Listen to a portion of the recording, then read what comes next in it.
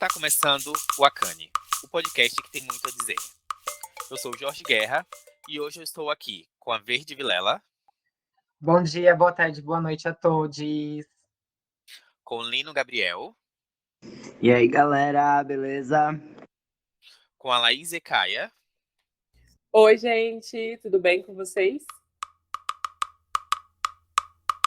Com o sucesso da política de cotas, fruto dos tensionamentos promovidos pelo movimento negro, como bem explica a professora Nilma Lino Gomes em seu livro intitulado O Movimento Negro Educador, as pessoas pretas passaram a ocupar este espaço de forma substancial, pautando nossas demandas e reivindicando mudanças sociais através da produção de conhecimento em primeira pessoa. No entanto, a academia, historicamente branca e burguesa, não acompanhou essa mudança como deveria. Prova disso é o fato de atores como Frantz Fanon, velho conhecido do movimento negro, só veio ter destaque acadêmico muito recentemente. O fato é que, ainda hoje, o ambiente acadêmico é extremamente racista e violento com todos os corpos que fogem ao padrão do homem médio branco. Aqui, temos hoje desde pessoas que não estão no ambiente acadêmico atualmente, até aqueles que estão batalhando há anos nesse espaço. O episódio de hoje é sobre as diferentes visões desses corpos dissidentes, resistindo e provando que o lugar de produção do conhecimento científico também é nosso. Salve, meu povo! Sou Douglas Vaz Franco, eu tenho 22 anos, sou um homem cis, negro, bissexual, do sul de Santa Catarina, Criciúma. Eu sou professor de geografia e atualmente estou no mestrado em educação, pesquisando racismo estrutural e educação, e especificamente o epistemicídio na formação de professores, na Universidade do Extremo Sul Catarinense, na Unesc. Eu sou filho, neto, tio, sobrinho, e faço questão de pontuar essas coisas, irmão também, para promover essa humanização desses nossos corpos e dessas nossas existências que muitas vezes não cabe no currículo Lattes. Então, também gosto de fazer essa apresentação para que nós exercitemos essa humanidade que muitas vezes nos é negada. Então, esse sou eu, um corpo negro vivo, um corpo negro que resiste, e estou aqui para a gente, então, conversar um pouquinho sobre isso e partilhar todo esse nosso aquilombamento, não só na universidade, mas fora dela também. Então, falando especificamente sobre o nosso tema de hoje, sobre estar na academia, queria que você falasse, pontuasse ali qual o seu histórico, qual a sua visão, o que é que você acha desse ambiente, para além de tudo que a gente fofoca no WhatsApp e do tanto que a gente xinga. Bom, eu vou entrar na universidade em 2017, assim que eu saio do ensino médio de escola pública do estado, e eu me deparo com, assim como o primeiro contato com a escola formal também, um ambiente extremamente branco, hétero e masculino, e que eu não me via, né, nesses espaços, e aí, como toda pessoa negra inserida numa sociedade racista, a gente acaba absorvendo isso, e aí, de primeiro momento, fazendo parte desses acordos sociais, pega a nossa humanidade. Então, até eu entrar na universidade, eu tinha uma consciência racial não tão política e polida quanto eu tenho hoje, mas já notava essas diferenças e essas ausências, né? No ensino médio, eu já fazia parte de algumas movimentações estudantis, então isso já vinha comigo, né? Essas indagações, essas provocações, essas reflexões já faziam parte. Então, quando eu chego na universidade em 2017, eu já chego metendo o pé na porta, pegando a presidência do centro acadêmico, que nunca tinha tido nenhum presidente negro ainda, do Centro Acadêmico de Geografia, o Centro Acadêmico Rosa dos Ventos, e aí começam a introduzir esses debates dentro do curso de Geografia, especificamente. E aí lá isolado, né, sozinho, eu era a única pessoa negra da sala, tinha mais 3 meninas no curso, de todo o curso de Geografia tinham só mais 3 meninas negras, mas estavam em outras fases, né. E aí, desde o primeiro dia, assim, já começa, então, muitas implicações, porque quando foi apresentado o curso, a coordenadora, e aí falam também sobre a representação discente, meio que o líder de sala, e apresentam o CA, e eu questiono essas pessoas sobre a presença negra ali dentro do espaço e já me colocando à disposição para fazer parte desse movimento estudantil. E aí, de primeiro, eu relato que foi uma experiência bastante violenta, porque metade da turma, assim, da minha sala, teve uma recepção muito boa, assim, comigo, me acolheu, enfim, me apoiou as ideias que eu estava trazendo, mas boa parte delas também começaram, então, com a difamação, começaram a ter alguns embates, e a questionar, e falar aí aquele estereótipo do nego metido que se tem aqui, já começa a me acompanhar ali durante todo o processo, e aí a minha primeira semana na universidade foi um caos nesse sentido. Eu vou até a coordenação do curso, então, depois disso, e a resposta que eu tenho da coordenadora é: tudo bem, então. Então, tu fica aqui, espera a turma se acalmar um pouquinho e depois a gente volta para lá. Provocando aí um silenciamento da denúncia que eu estava reivindicando, né? Então, desde então, venho fazendo esses movimentos dentro da universidade, e aí um ponto importante que eu começo a me aquilombar com outras pessoas, os 4% de estudantes negros que nós temos na Unesc, de mais de 13 mil estudantes, eu começo então a fazer parte do NEAB, que é o Núcleo de Estudos Afro-Brasileiros Indígenas, e começo então a me aquilombar com os nossos, né? E a partir daí, então, só foguete não tem ré, né? Já dizia o ditado. Então, na presidência do centro acadêmico, a gente montou um evento que se chamava Cara Gente Branca, porque a nossa ideia era falar para as pessoas brancas do nosso curso e da universidade sobre as nossas vivências. E a partir daí, então, uma série de coisas vão acontecendo, assim, o meu período na graduação e até no mestrado é conturbado porque, além de perceber tudo isso, estar consciente e atento a essas violências que eram impostas à minha existência ali dentro, eu não ficava calado, né? Eu reivindicava, eu gritava, e aí tem alguns episódios, que depois a gente pode conversando um pouco mais, que foram marcantes, assim, nessa trajetória. Mas, sobretudo, nesse momento, apesar das violências, eu destaco a importância do acolhimento das pessoas negras que estavam na Unesc, né, que já estavam antes de mim. E aí eu cito a professora Normélia Undina Lalau de Farias, que é filha de Clotilde Lalau e de Wilson Lalau, que foram, né, atores principais do movimento negro de Criciúma. Cito também a Janaína Damasio, a Fernanda da Silva Lima, o professor Alexander da Silva, que foram pessoas que pegaram todas essas denúncias que eu estava trazendo e sofrendo lá sozinho, escondido, quietinho nos bloquinhos das licenciaturas lá na geografia e falam: não, aqui tu também pode existir, nós entendemos tudo que tu está passando, nós também passamos por esse processo, sendo que esses 5 que eu citei, 4 que eu citei, são os dos únicos professores negros que tem na Unesc. Então eles me acolhem e colocam essa perspectiva de esperança, de esperançar, no sentido freiriano mesmo, para falar que, apesar de tudo isso, nós ainda vamos continuar aqui resistindo, e tu não tá sozinho. Isso não começa contigo hoje, não começa com a gente, e nesses tantos anos de universidade, não é a primeira pessoa negra que passa por essas situações, né? E aí, então, é onde me dá gás, me dá força e me impulsiona para frente, para seguir até onde eu estou agora, no mestrado, fazendo essas mesmas implicações e entrando na mesma perspectiva. Basicamente, o único aluno negro da sala, tem mais um ou outro, assim, que a gente consegue contar nos dedos. O professor Alex é o único professor negro do programa de pós-graduação que eu faço parte, que é o mestrado em educação. E então, essas conexões vão fazendo sentido para mim a partir do coletivo, a partir desse aquilombamento, que é o que me faz, então, permanecer na academia, né? E aí a professora Normélia sempre fala para a gente focar no que nos faz sentido. E isso fez tudo muito sentido para mim. E é a força que eu tenho para permanecer nesse espaço que me violenta a todo momento, assim.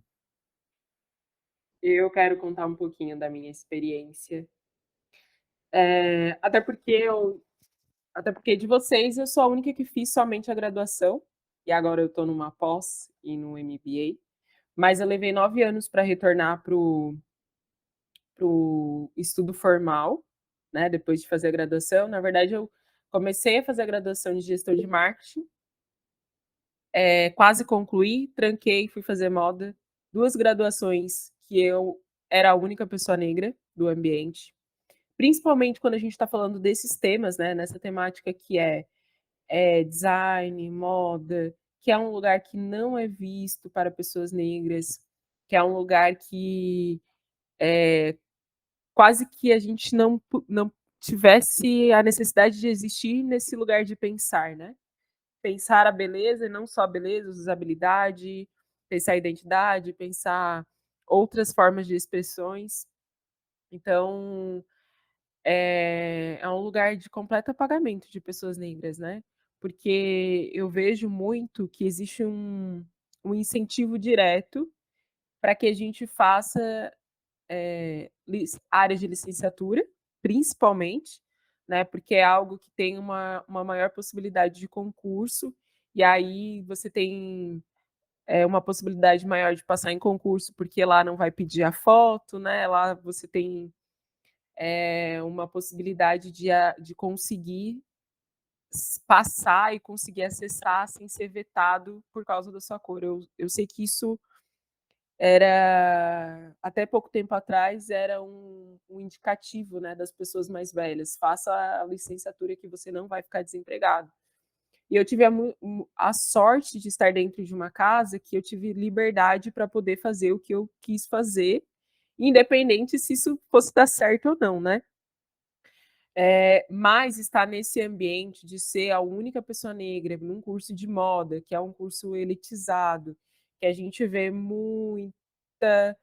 muitas pessoas, filhos de donos de empresas, que têm um olhar totalmente fora da realidade, é extremamente chato, para ser a palavra.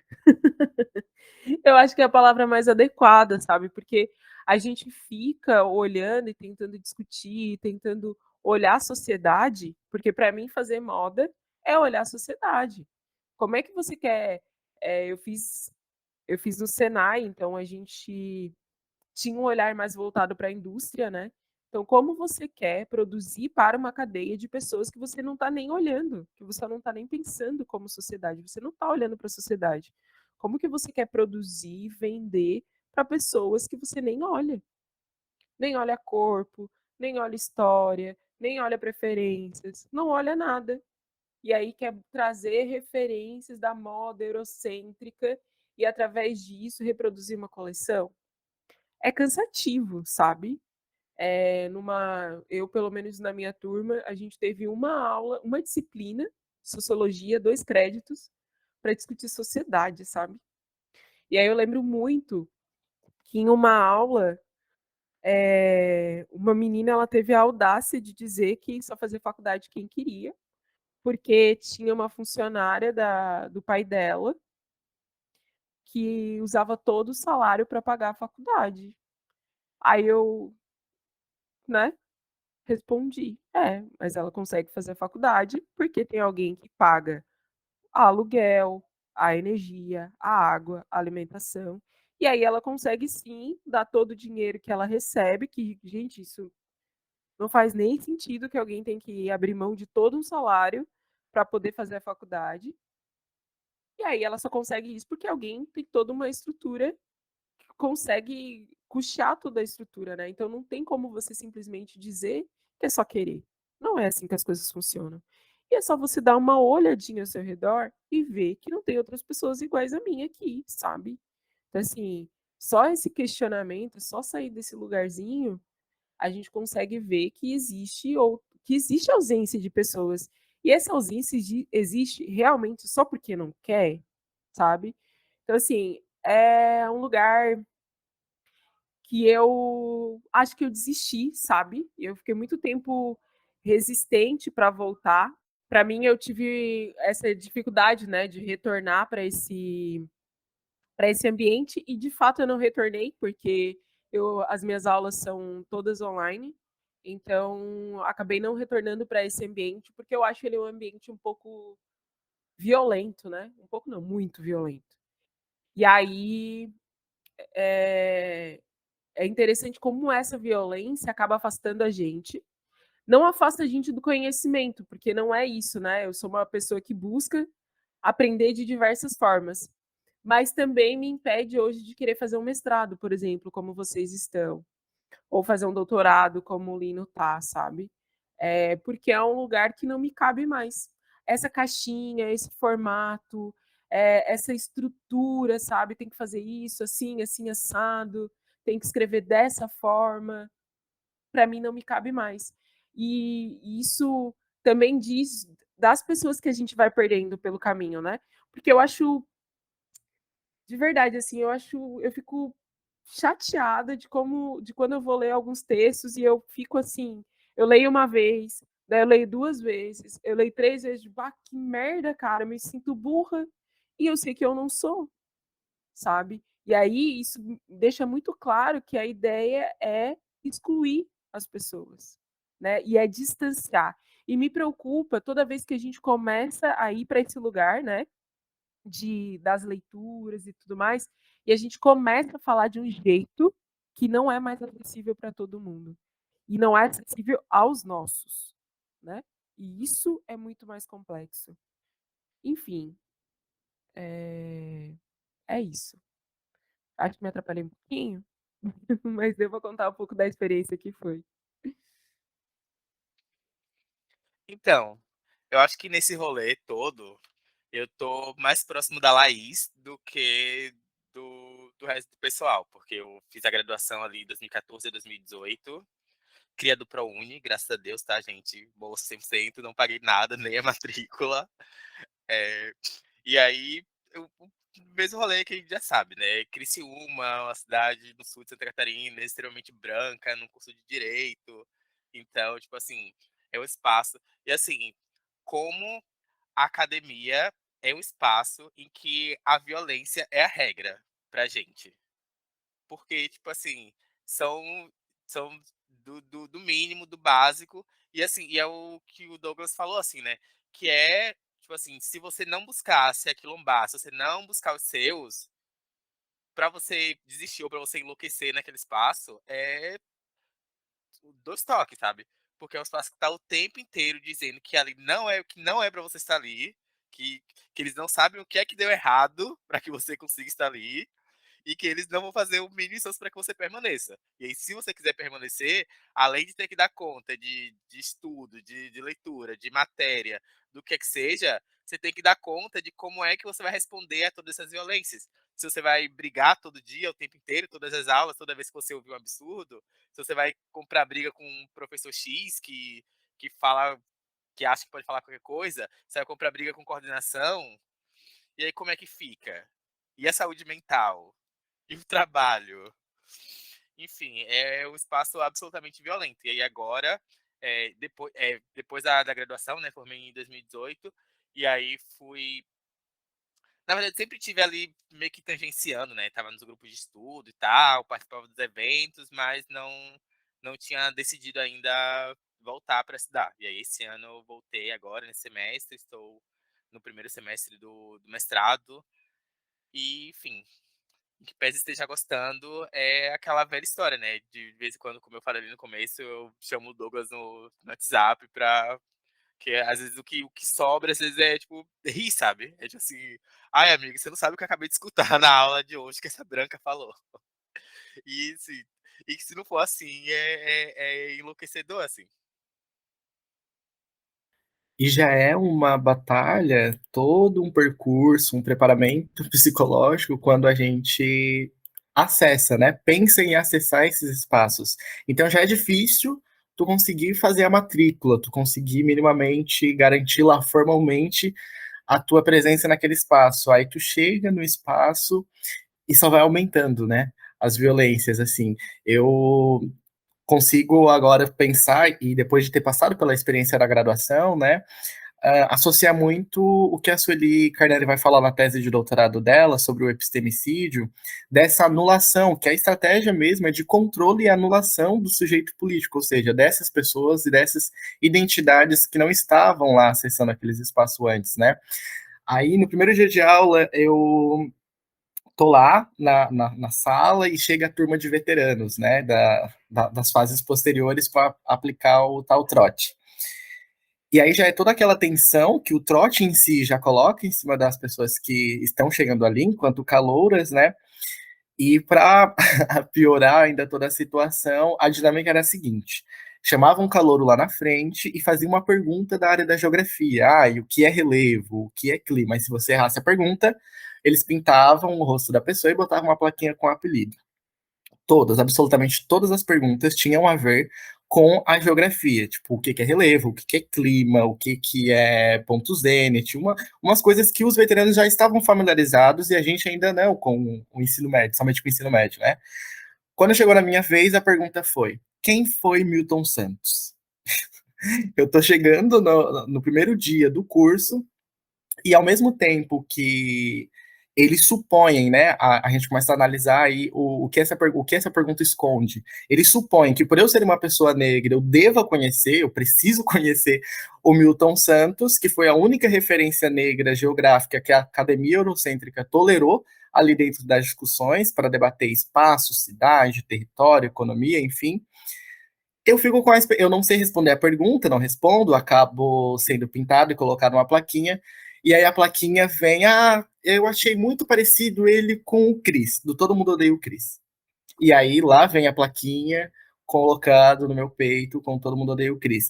E aí de início, a gente não consegue raciocinar mais tudo que está acontecendo na frente de uma turma de 30 pessoas, com os professores e os coordenadores do curso ali na frente, e a turma em si já estava desconfortável com outras questões, e aí entra essas especificidades, né, quando se trata de pessoas negras. E aí eu fico extremamente constrangido, tal, mas segue a vida, vai. Porque se você nega participar do trote, também daí fica marcado, né? É uma espécie de passe para entrar no curso. Tem que participar do trote para ser maneiro, ser descolado. Se tu não participa, tu é o chato que vai ficar excluído o resto da graduação. E aí, eu penso que quando eles me perguntam quem foi Milton Santos, logo eu imagino, deve ser quando eles me falam que é um geógrafo, né? Não me falam que é um geógrafo negro, só me falam que é um geógrafo. Eu penso, deve ser um cara que eles estudam bastante, né? Deve ser a baita referência que vai aparecer na minha graduação. Eu termino a graduação não tendo nenhuma disciplina que fala de Milton Santos. Eu vou ter uma optativa que vai colocar um texto, um só texto do Milton Santos, que eu ainda lembro até hoje, que é aquele livro Por uma Outra Globalização, como referência complementar. Não é nem referência básica, que vai fazer parte de fato da disciplina. É só uma sugestão. Tá ali. Quem quiser, pega. Quem não quiser, não utiliza. E eu, enquanto professor dessa disciplina, não vou também utilizar. E aí é um pouco dessa falsa ilusão de acesso que é nos dado no primeiro dia. Porque tu chega encantado com aquele espaço. Imagina, numa universidade, numa grande universidade, que é referência no estado, e nananã. Tu chega empolgado e é impactado com tudo isso, e aí é te negado se ver, não só no quadro de professores, eu não tive nenhum professor negro no meu curso, eu vou olhar as referências das disciplinas, não tem nenhuma referência negra, vai ter só o Milton Santos enquanto uma referência complementar, uma disciplina optativa, e ainda supõe que eu deva conhecer uma referência acadêmica, intelectual, no primeiro dia do curso. Então, essa referência que ele supõe que eu deva conhecer, o próprio curso não me oferece o acesso a ela depois. Então, como fica também sendo um movimento contraditório dessa estratégia de anulação da nossa existência ali dentro, né? E aí, isso vai permanecer em todas as outras disciplinas, durante toda a graduação, no mestrado vai ser do mesmo jeito, que a gente geralmente costuma pensar que é racismo quando tem alguma injúria racial, alguma ofensa ou verbalizada de algum professor, ou os absurdos que a gente é obrigado a ouvir nas aulas dos professores ficam em silêncio, como o Jorge falou ali de alguns episódios, mas também vai ser e vai se caracterizar como racismo, a Sueli Carneiro daí vai explorar isso um pouco melhor, quando esses conhecimentos vão me ser negados de maneira sutis. Eles querem que eu conheça Milton Santos, mas eles não me oferecem Milton Santos. Eles querem que eu permaneça naquele curso, mas não me dão nenhuma perspectiva de permanência para ficar ali dentro do curso, né? Então vai acontecer uma série de movimentos que tu tá ali no meio, zonzo, assim, tentando estudar, trabalhar, dar conta de toda uma vida e ainda lidar com todas essas violências, como o Jorge estava falando. Eu vou, acho que emendar, assim, no fim da fala do Doug aí, dessa coisa do racismo muito elaborado, assim, né? Que eu fico com meu caderninho aqui, marcando as coisas que eu quero falar. E aí, assim, eu não sei se comigo o racismo é muito elaborado ou se eu sou muito tonto, sabe? Eu tô em dois lugares, né? Eu tô no lugar de discente e tô no lugar de docente também. Então, assim, comigo, embora a escola sempre fosse um lugar de racismo, lesbofobia, assim, eu sou a primeira pessoa na minha família que terminou o ensino fundamental, eu sou a primeira pessoa que terminou o ensino médio, e eu sou a primeira pessoa que fez faculdade, eu sou a primeira pessoa que fez mestrado, e a primeira pessoa que está fazendo doutorado. Então, assim, e eu acho que também tem uma coisa muito forte geracional, assim, né? Em que dentro da minha casa a educação era uma coisa muito importante, assim, era a única coisa que poderia salvar a gente da miséria, né? Então, assim, o meu pai, ele nunca me dava nada, ele não me dava nenhuma bala, assim, que eu pedia, mas ele me dava curso, ele ia nos cursos, tentar bolsa pra mim e tal. E eu sofria muita lesbofobia em casa também, né? Então, ir pra escola era um lugar de alívio, sabe? Era um lugar que eu me sentia bem. E aí, assim, eu não me sentia exatamente bem dentro da minha escola, mas quando eu tava no segundo ano, a Verde mudou pra minha escola pra fazer o primeiro colegial. Então, a gente sempre estudou junto, a gente sempre tentou estar junto, né? E a gente também sempre se juntou com as pessoas esquisitas da escola, assim. Então, de algum jeito, a gente era o grupo mais zoado, porque a gente era as esquisitas, mas a gente assumia esse papel de esquisita também e fazia com que aquilo tivesse o seu valor, sabe? Eu entrei na graduação, se eu não me engano, foi no primeiro Enem, em 2008.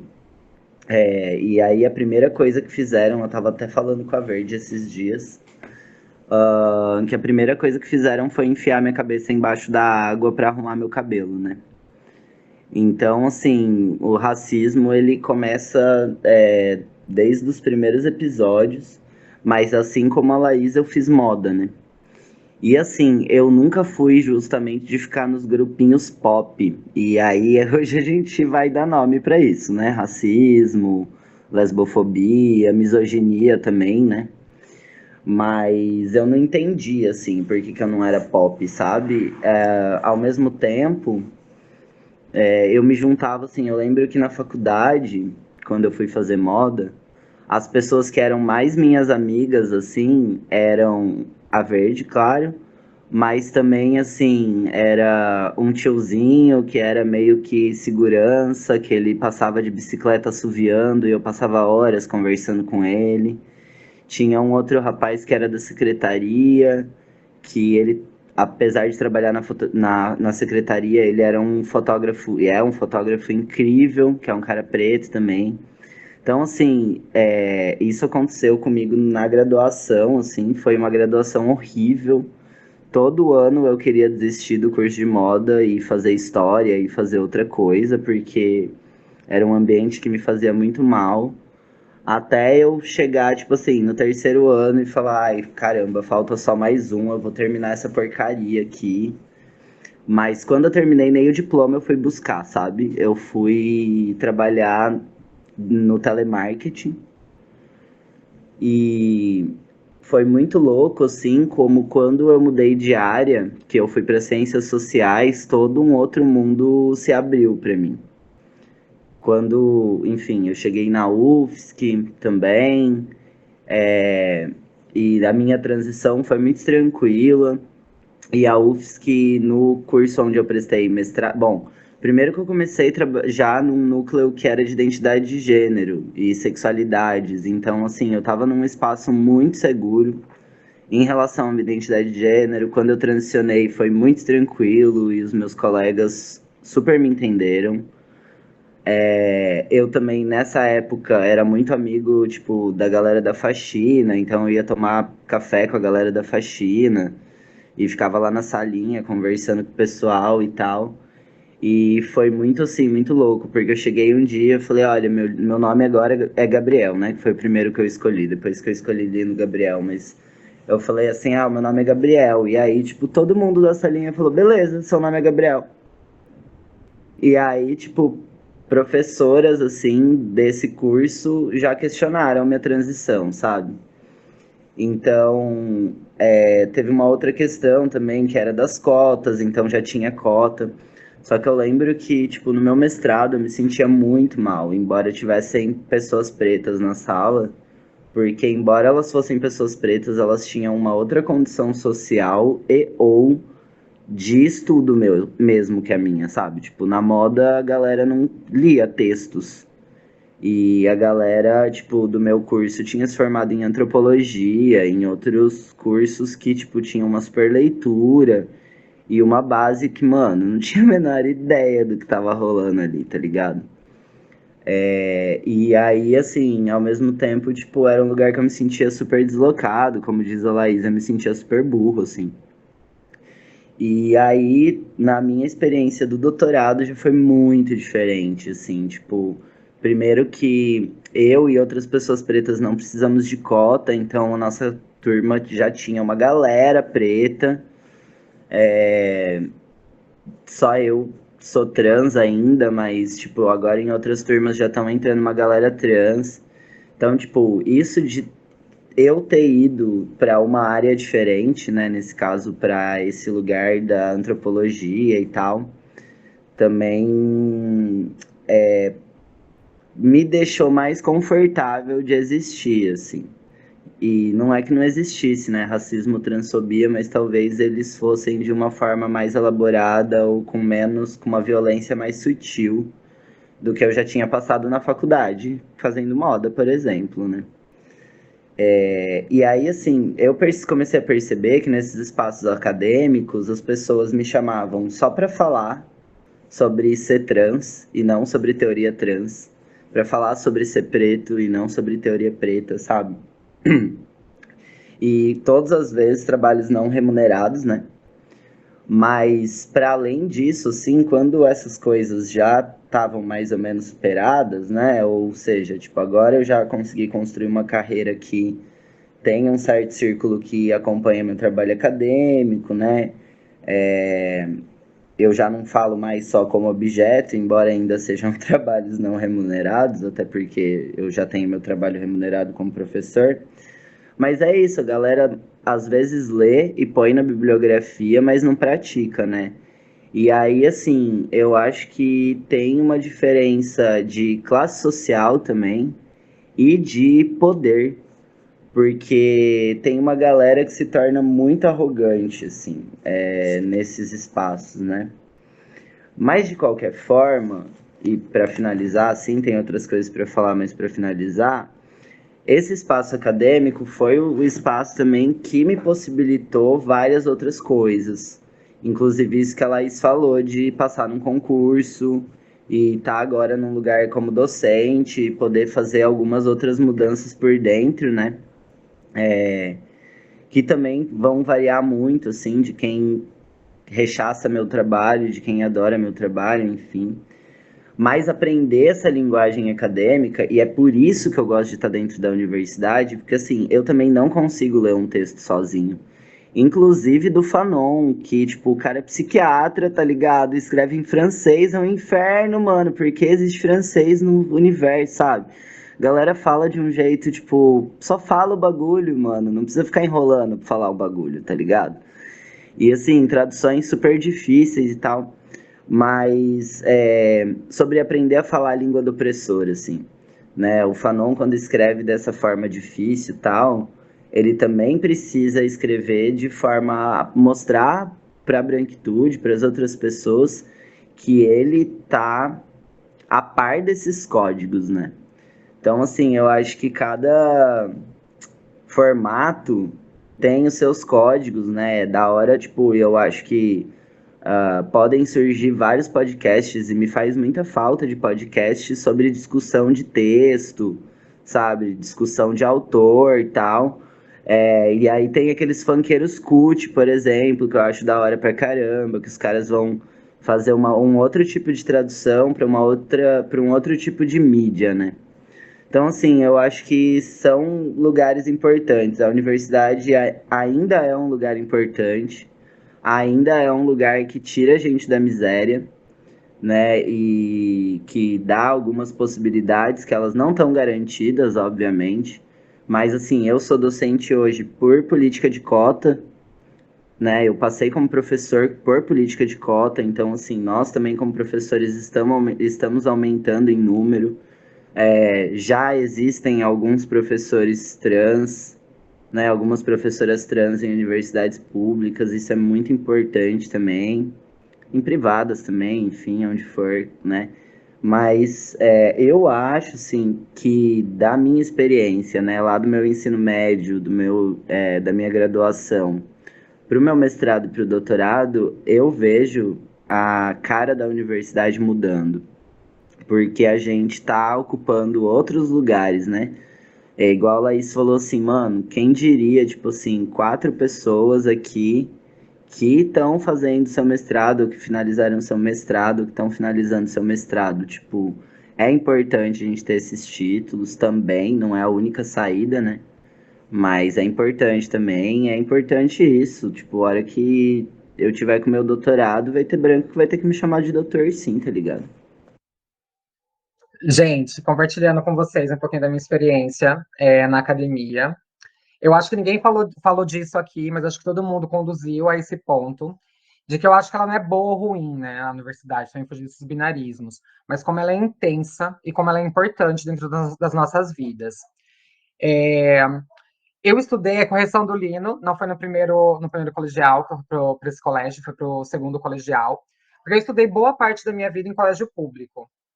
E aí, quando eu fui para esse colégio particular, que era o colégio que o Lino estudava, eu meio que já esperava que eu fosse encontrar um número muito grande de pessoas brancas e poucas pessoas pretas. O que não acontecia no colégio público que eu estudava. Eu estudava em um colégio público periférico, então ele era. Sou péssima com números, mas eu acredito que mais de 90% dos alunos eram alunos negros, né?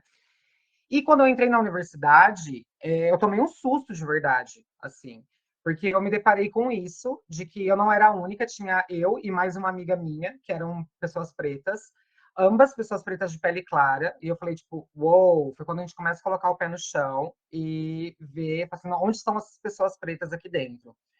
E aí é muito curioso isso, porque a universidade também foi um espaço muito importante para eu me empoderar, para eu me para eu me reconhecer politicamente, foi um espaço que me politizou. Eu também já cheguei entrando também em DCE, CA, já também com as voadoras também, como o Douglas disse, já me jogando de cabeça nos movimentos estudantis, e foi muito importante para mim. Eu vejo quanto os movimentos estudantis tiraram dogmas meus, dogmas brancos, dogmas inclusive cristãos, e o quanto isso foi importante. Mas, ao mesmo tempo, eu também estudei moda, né, gente? E aí eu partilho muito do sentimento da Laís. Porque, assim, a moda, embora o racismo seja estrutural, né, e a gente perceba ele de várias formas, a moda, eu sinto que ela é debochadamente racista. Debochadamente racista, gordofóbica, transfóbica, misógina. E aí é muito curioso, porque ao mesmo tempo que eu estava me empoderando dentro dessa universidade, em alguns pontos, em alguns lugares estratégicos, principalmente no movimento estudantil, a moda em si, a universidade, fazia um movimento inverso comigo. E foi quando eu já falei várias vezes, que foi o momento que eu comecei a me embranquecer. Que eu comecei a me embranquecer por estratégia, porque queria ser estilista. E eu já tinha percebido que os estilistas não eram pessoas pretas. Então, eu precisei fazer isso por estratégia. E aí, quando eu saio da universidade, e eu começo a perceber na prática, dentro da indústria, o quanto a moda era violenta, olha que curioso. Esse mesmo lugar que, de alguma forma, me embranqueceu, ela também acendeu essa luzinha do empoderamento negro e me fez questionar. O que acontece com essa moda que ela é debochadamente racista? Preciso buscar. Onde eu vou buscar? A minha primeira estratégia foi a academia. Preciso voltar para a academia para descobrir isso. E aí cai naquilo, né, que o Lino estava dizendo, que acho que a gente já está acontecendo um outro movimento lá dentro. Eu acho que sim, mas depende, mas calma.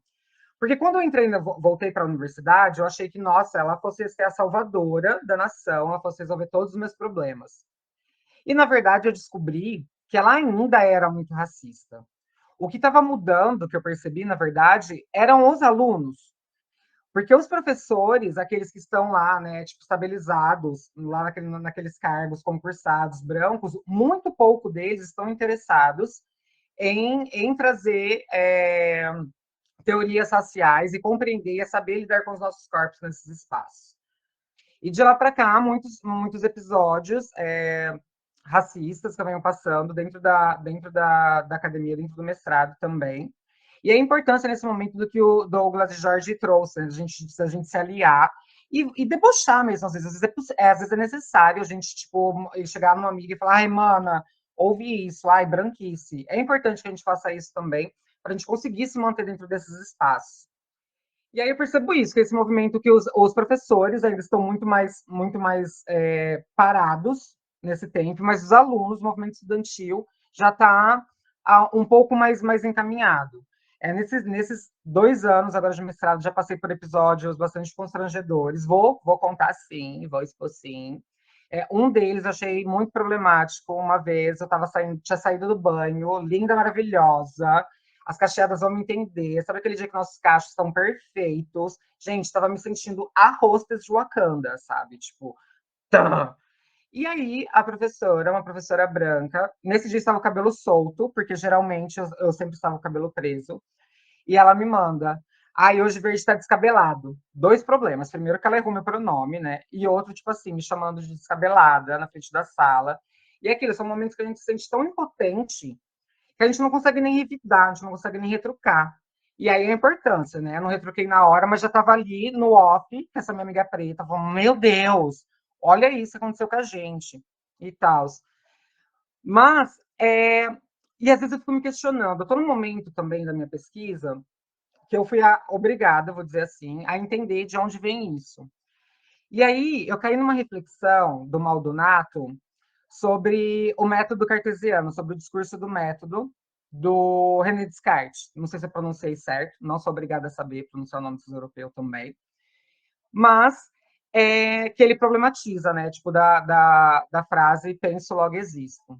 E aí ele diz, né, que o problema dessa frase é que começa já a nascer aí essa separação de que algumas pessoas pensam e outras não. E embora ele não diga, né, quem são essas pessoas, é mais do que óbvio que ele tá falando do homem branco europeu. Ou seja, todos nós outros não pensamos. E o problema maior que ele traz, né, é que além das pessoas não pensarem, elas também não existem. E a partir daí, a gente tem o nosso direito de vida negado, né? Aí vem Fanon também, que a gente não tem resistência ontológica para rebater esse pensamento. E aí, quando eu penso isso, quando cai essa minha ficha, nossa, gente, acho que todo mundo acho que compartilha desse sentimento, né? Não é um conforto para a pessoa preta estudar questões raciais. É sempre muito duro, porque a gente vê o quão distante a gente está e o quão difícil é tudo isso. E aí, nesses momentos, dá vontade de falar, meu, quase falei um palavrão. Por que insistir nisso? Sabe? Por que insistir nessa academia? E aí que está essa chavinha, né? A gente não desistir dela, porque exatamente por conta de todo esse histórico, ela é um espaço de muito poder. E é mais do que necessário que a gente ocupe esses espaços. Tem muito mais coisa para falar, mas vou deixar para vocês também falarem mais um pouquinho. Queria só trazer essa reflexão agora. Então, tem muitas coisas para falar também. Tava até anotando aqui. Tô adotando a técnica do Lino de ir anotando para depois falar tudo junto. Tá, primeiro, em alguma das falas de vocês aí falando sobre. Acho que foi quando o Douglas falou que às vezes a gente passa uma situação de racismo e vai perceber depois, assim, na hora, no contexto, você não cai aquela ficha, depois você, opa, o que foi que aconteceu aqui? E aí, tem uma frase da Laís na temporada anterior que eu levei essa frase pra minha vida, que ela disse assim: a gente passa por um tanto de coisa na vida até perceber que é racismo. E aí, é sobre isso, sabe? E aí tem uma outra coisa também, que é o racismo sempre pega a gente de surpresa. Salvo assim, quando você tá no ambiente que já é de costume, que você já espera em algum nível, mas no geral, é sempre quando você tá com a guarda baixa. É sempre quando você, tipo, acha que você sempre quando você tá, sei lá, num dia ruim, e aí você vai pra aula, tipo assim, porque você precisa cumprir e ter a presença lá, e aí você tá pensando na morte da Bezerra, e aí vem do nada pra comentar um comentário, uma situação. É sempre assim. E aí, não, é, e aí isso não dá nem a oportunidade da gente se armar, né? Porque a gente já sabe que tá nesse espaço, sabe que provavelmente a gente vai passar por essas situações, e mesmo assim a gente não tem nem como estar preparado, porque quando é que a gente vai saber que alguém vai achar que é um bom dia para ser racista em público? E uma outra coisa é que quando o Lino fala que conta a história ali da transição dele e que ele chega ali no para as pessoas que eram o pessoal da faxina e tal, que era onde ele costumava socializar, e ele fala: "Não, a partir de hoje meu nome é Gabriel", e as pessoas dizem: "Tá, beleza, Gabriel". E aí as professoras da graduação, que, né, em tese, entre muitas aspas, porque não é o que a gente acredita aqui, mas o que se coloca, né, que são as pessoas que são intelectuais, que são mais inteligentes, que são mais evoluídas, e é justamente essas pessoas que vão invalidar. E aí, assim, como a gente tá, né, como a gente tem isso enraizado, né, de que a gente tem também que sempre procurar sair desse lugar de que a academia é o lugar da intelectualidade. Não, a academia é o lugar de uma forma. E aí a gente volta para falar do que a Laís trouxe também, né? De que tem uma forma específica de falar, você vai escrever de tal forma, você vai organizar isso com resumo, é capítulo 1, é isso e aquilo, mas é um lugar de uma forma. Não é a morada da intelectualidade, porque você vai achar muita gente aí na rua que não botou o pé na universidade e que dá um banho se você sentar para conversar com um mestre, com um doutor, com quem quer que seja. Porque o que importa é a vivência, é o que você passou, não é porque se você tem um diploma ou não, necessariamente, a depender da situação. E, e ainda sobre isso, só para trazer uma curiosidade, quando o Lino também falou sobre o Fanon, que ele diz, né, que o Fanon escreve difícil e que aí ele precisa também escrever para que a academia valide aquilo que ele está escrevendo. Um exemplo disso é que o livro dele, o Pele Negra Máscaras Brancas, ele escreveu como o trabalho de conclusão de curso da graduação. E aí não foi aceito. O orientador dele disse que não, que aquilo não cabia para aquele espaço e que não era. E aí ele guardou aquilo, aí fez apresentou um outro trabalho de conclusão, super técnico ali de psiquiatria, que era a área de formação dele. E aí depois ele organizou isso e lançou o livro do Pele Negras nas Calhas Brancas, para ver como o nível de exigência dessa forma e desse jeito de falar da academia é alto, né? E aqui a gente pode ampliar para várias coisas, né? Porque é a percepção do que a vivência, como a gente está nesse lugar muito eurocêntrico, um espaço eurocêntrico, com olhares eurocêntricos, com referências eurocêntricas. Então, tudo que a gente traz como novo, como a gente traz como nova perspectiva do que é belo, do que não é.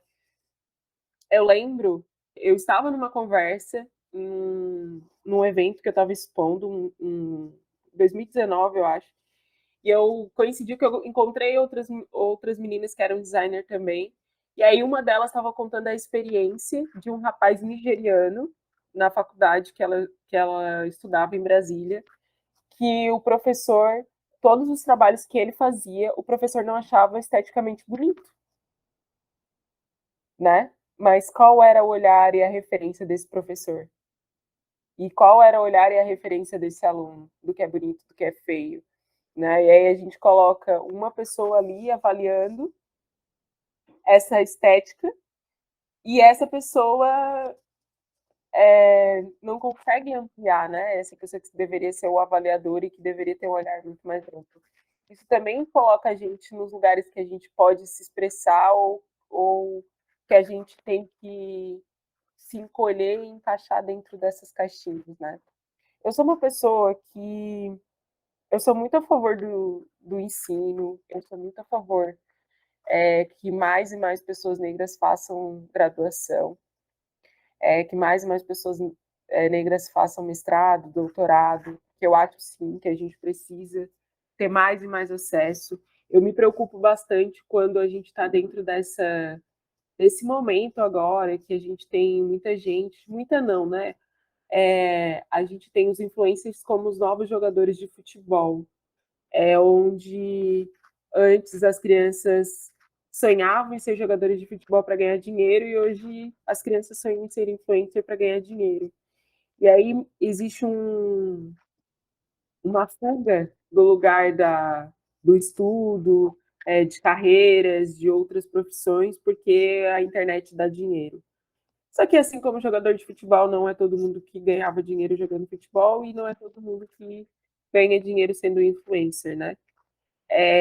Isso me causa um pouco de preocupação sobre os nossos não acessos, né? Fora todo o desmonte que está acontecendo nesse país, que é extremamente preocupante, principalmente nesse ano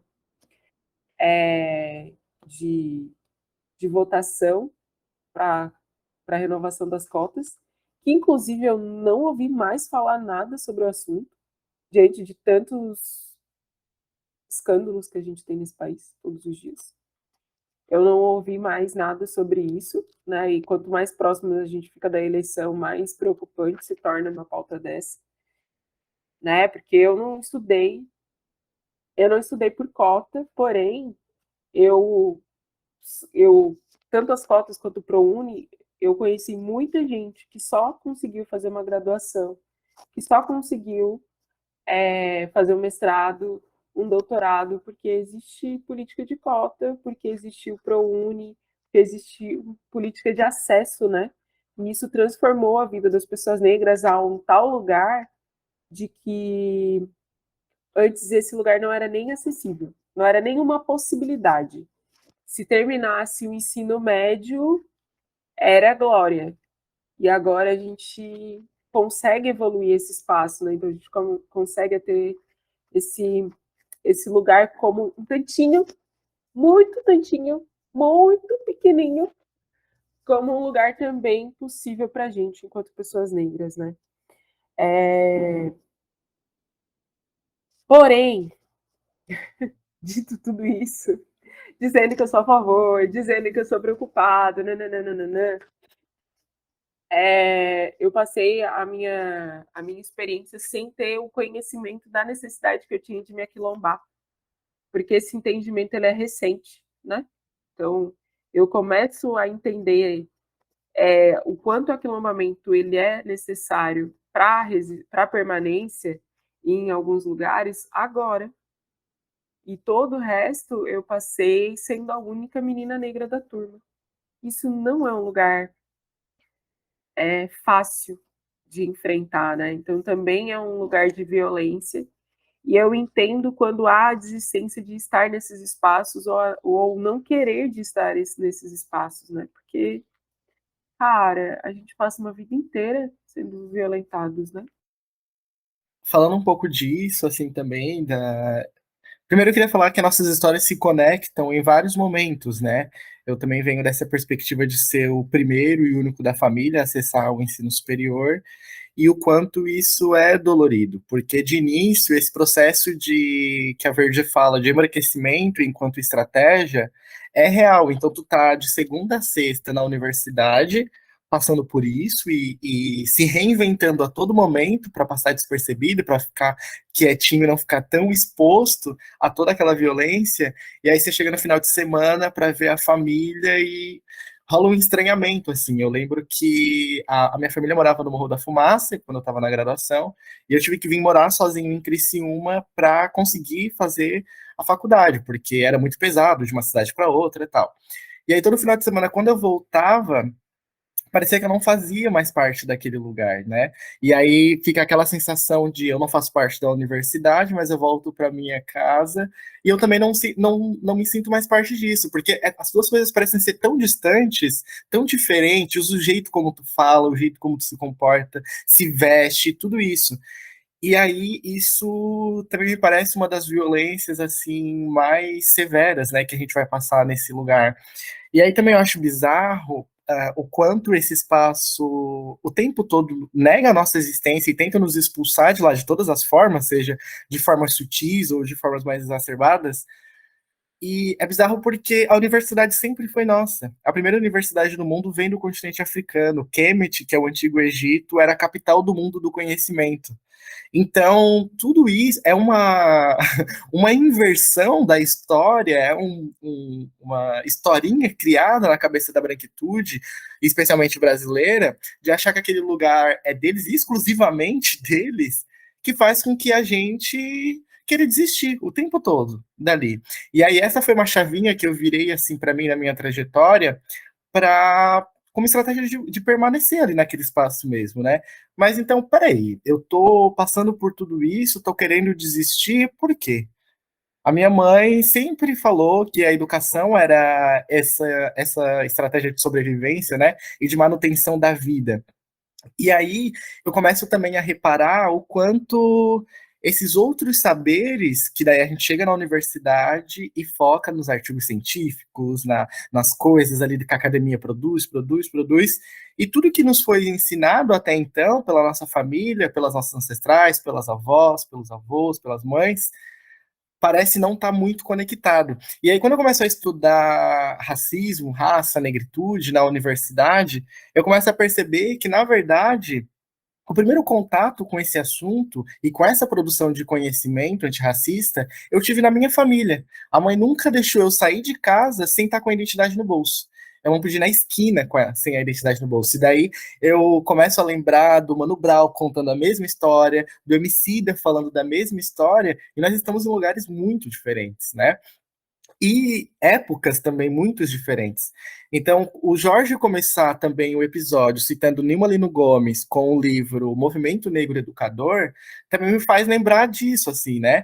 Que essa educação e esse conhecimento que agora na academia parece tão sofisticado e tão elaborado, cheio de metodologias, e tu tem que justificar tudo que tu vai falar, na verdade é só uma apropriação daquilo que o nosso povo sempre produziu, sempre falou e sempre esteve à frente ainda de tudo isso que a Europa, se colocando enquanto centro do mundo, vem publicando.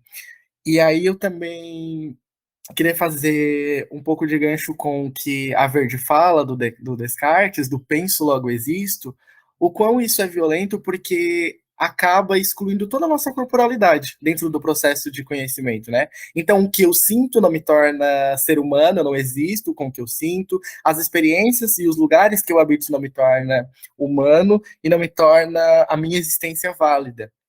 E aí, quando a gente vai olhar as culturas e os saberes dos povos africanos, vai olhar as culturas e os saberes produzidos nos quilombos, todos eles, sem nenhuma exceção, vai passar por essa experiência corpórea da vida material. Não é da academia, do abstrato, para depois aplicar na vida social. Não, é totalmente o contrário. A gente produz conhecimento o tempo todo com a nossa existência e depois a gente vai escrever sobre isso. Porque para eu escrever sobre isso, eu preciso existir e sentir aquilo, vivenciar aquilo primeiro, né? Então, é mais uma dessas estratégias de colocar a gente num lugar de não existência, né?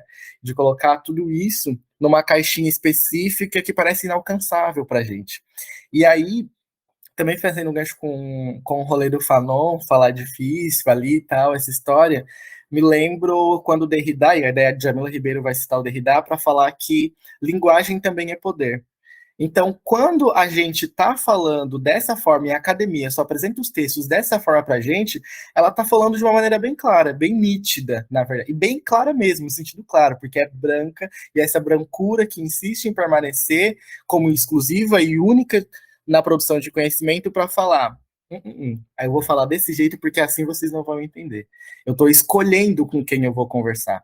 E aí, quando a gente vê uma Sueli Carneiro, uma Nilma Leno Gomes, uma Luísa Bairro, Lélia Gonzalez, Luísa Maim, Maria Firmina dos Reis, falando das suas vivências e falando, a Lélia começando um texto falando como é que a gente fica, com uma linguagem totalmente fora do que é proposto lá, a gente começa a relembrar que esse lugar sempre foi nosso. Esse espaço sempre foi nosso, e esse lugar da produção de conhecimento, de falar sobre o mundo e sobre as coisas, sempre esteve presente na nossa subjetividade e na nossa ancestralidade, porque a estratégia é nos fazer esquecer disso, né? E aí eu puxo também um pouco para o campo da religiosidade, quando eu começo a pesquisar mais sobre religiões de matriz africana, conhecer a existência disso, que vai sempre colocar tudo pelo campo das nossas vivências mesmo, da experiência, e aí tu começa a sentir uma coisa diferente, começa a olhar aquilo com uma forma diferente, e não com o sentimento e com a sensação do novo, da novidade. Parece que aquilo sempre esteve ali escondido, né, mascarado dentro de ti. Então é esse sentimento que eu também tenho quando eu encontro essas produções. E aí, para compartilhar também nesse sentido, uma estratégia que eu passei a desenvolver no mestrado a partir da Mirella, que é a primeira em 2017. Ela entrou na graduação em 2017 também, no mesmo ano que eu, ali juntos. A Mirella Olivia Eufrásio. Ela é a primeira travesti negra a entrar na Unesc, na universidade. E aí, no TCC dela, ela vai trabalhar com a autoetnografia, onde ela não vai escrever na terceira pessoa, ela vai falar a partir dela mesma sobre a inserção de mulheres trans e travestis no mercado de trabalho. E aí eu também viro essa chavinha assim na minha cabeça, porque o meu TCC, o processo de TCC, foi em 2020, na pandemia. Então a orientação era pelo Meet, o que já dificultava esse contato, né, direto com o orientador para produzir uma pesquisa. E aí se torna ainda mais violento porque eu começo falando, por exemplo, na justificativa do trabalho. Eu estou escrevendo sobre racismo estrutural e injustiça ambiental, eu fiz uma pesquisa sobre catadores negros na cidade de Criciúma, me colocando o tempo todo. Eu sempre observei essas pessoas na cidade, elas estão presentes, são invisibilizadas, começo a fazer tudo isso, tudo na primeira pessoa.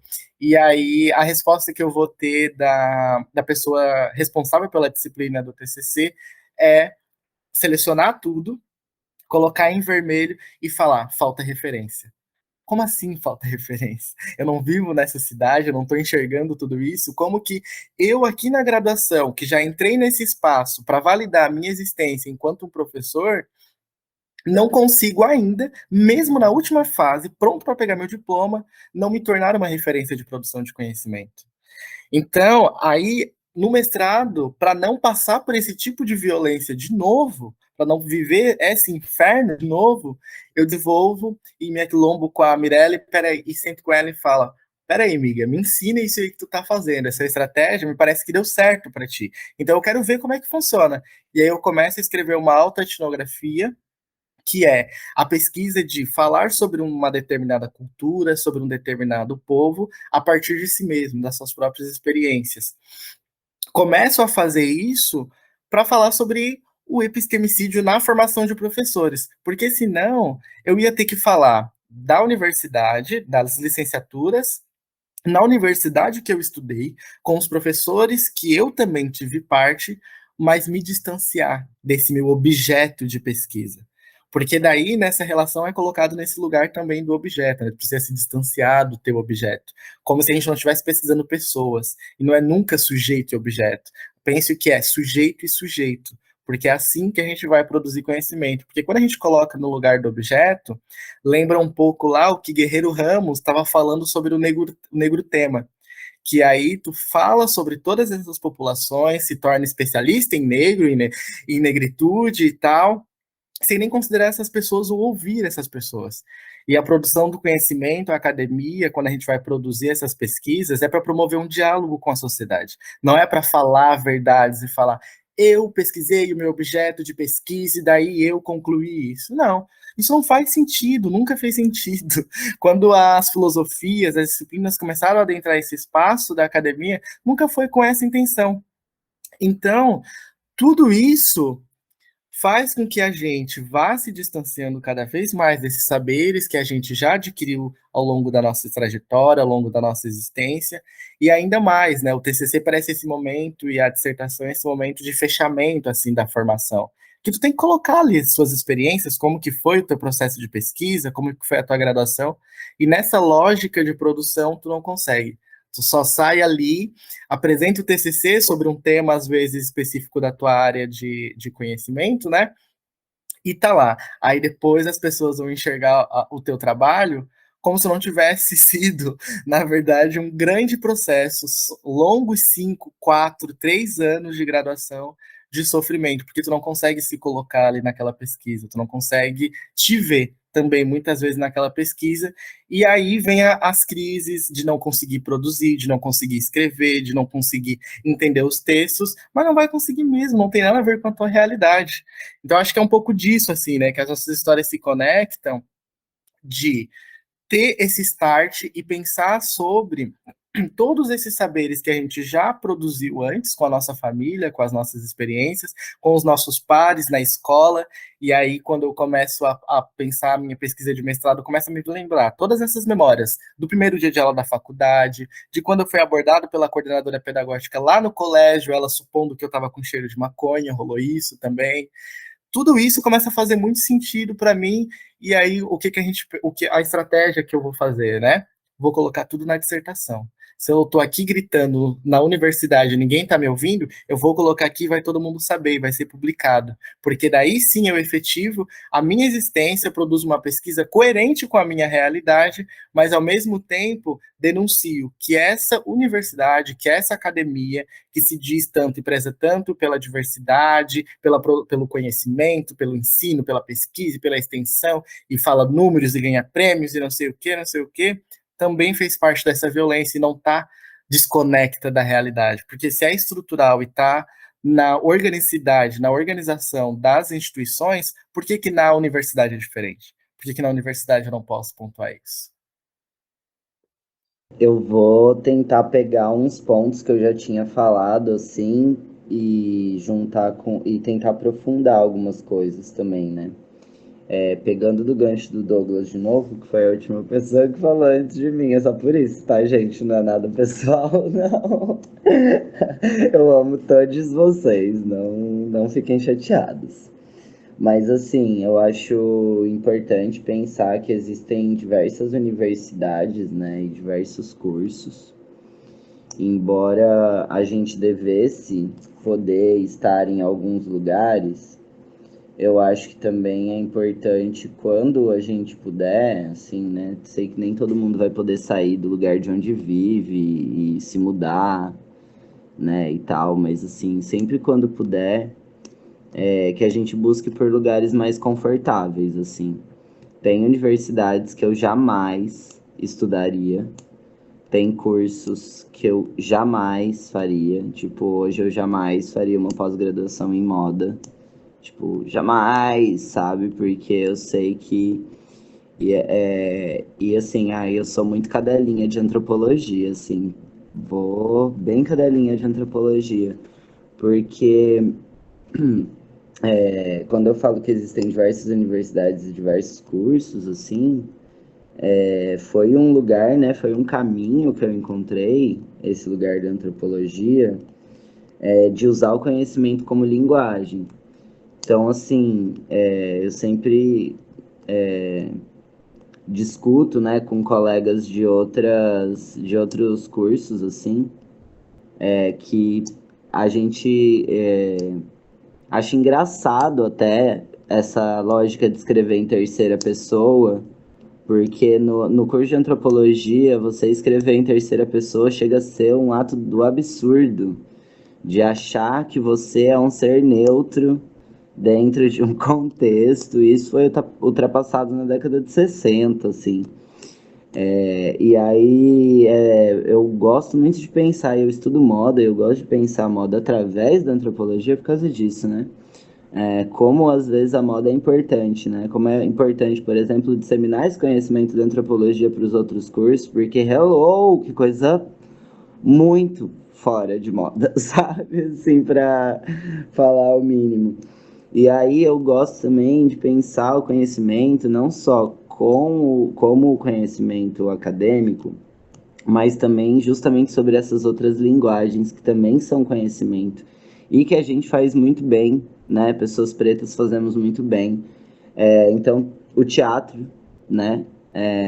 E aí tem um grupo que é o Arame Farpado, que eu assisti a peça do mesmo nome, né, Arame Farpado, que é muito divertida, porque a peça já começa... Bom, é um TCC de uma das pessoas do curso da graduação, né, de teatro da Federal do Rio de Janeiro, mas eu não lembro, da Unirio.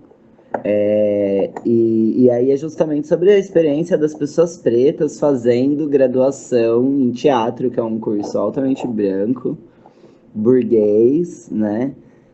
E as pessoas fazendo esse curso. E aí a primeira cena, digamos assim, que é quando a gente entra no teatro, a gente ganha uns papeizinhos com perguntas. E são perguntas justamente essas, assim, quem é Milton Santos? Onde fica o Zimbábue?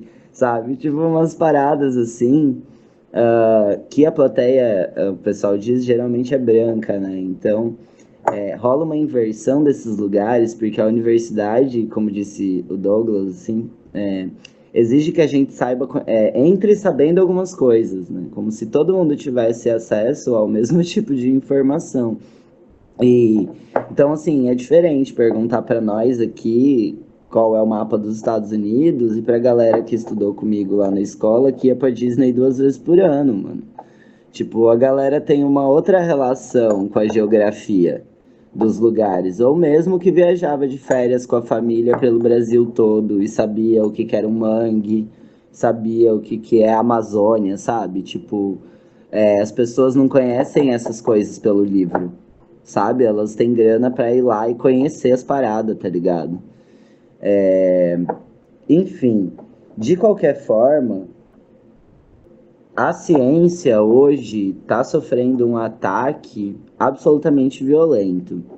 E assim, a ciência não é o único lugar de conhecimento, mas é aquilo que eu falo, assim, tipo assim, a população indígena briga por um território.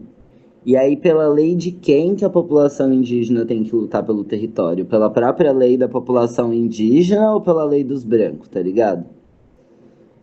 Tipo, então assim, há um fato que tá dado nesse momento, que é isso, a gente precisa aprender a lógica desses caras, né? E a gente precisa rebater a lógica desses caras, e é importante a gente se apropriar dessas linguagens, seja por onde for, pelo teatro, pelas redes sociais. Tem o Chavoso da USP que vai justamente falar isso, assim, tipo, eu cheguei na universidade e eu não me embranqueci. E agora? Porque a galera me olha bem esquisito, porque eu tô aqui de Juliette, tô aqui de bigodinho fininho, pá, de chinelão, e ele vai dar aula de sociologia, tá ligado? Pela internet, numa outra linguagem. Mas é importante a gente se apropriar dessas linguagens, né? Por outro lado, tem uma outra galera que faz o contrário, né? Que tem uma mina, eu sinto muito, eu não vou lembrar quem é, mas na verdade não é só um trabalho, tem uma galera que tá fazendo esse trabalho de pensar toda a lógica matemática que tem na trança, né? Tudo que tá, tipo, acontecendo ali enquanto linguagem matemática e hiper elaborada no ato de trançar cabelos, né? E fazer padrões, desenvolvimento de padrões e tudo mais. Mas o fato que tem de, por exemplo, que é importante fazer esses trabalhos de matemática das tranças, né? Porque tem muito branco que não precisa de diploma, tá ligado?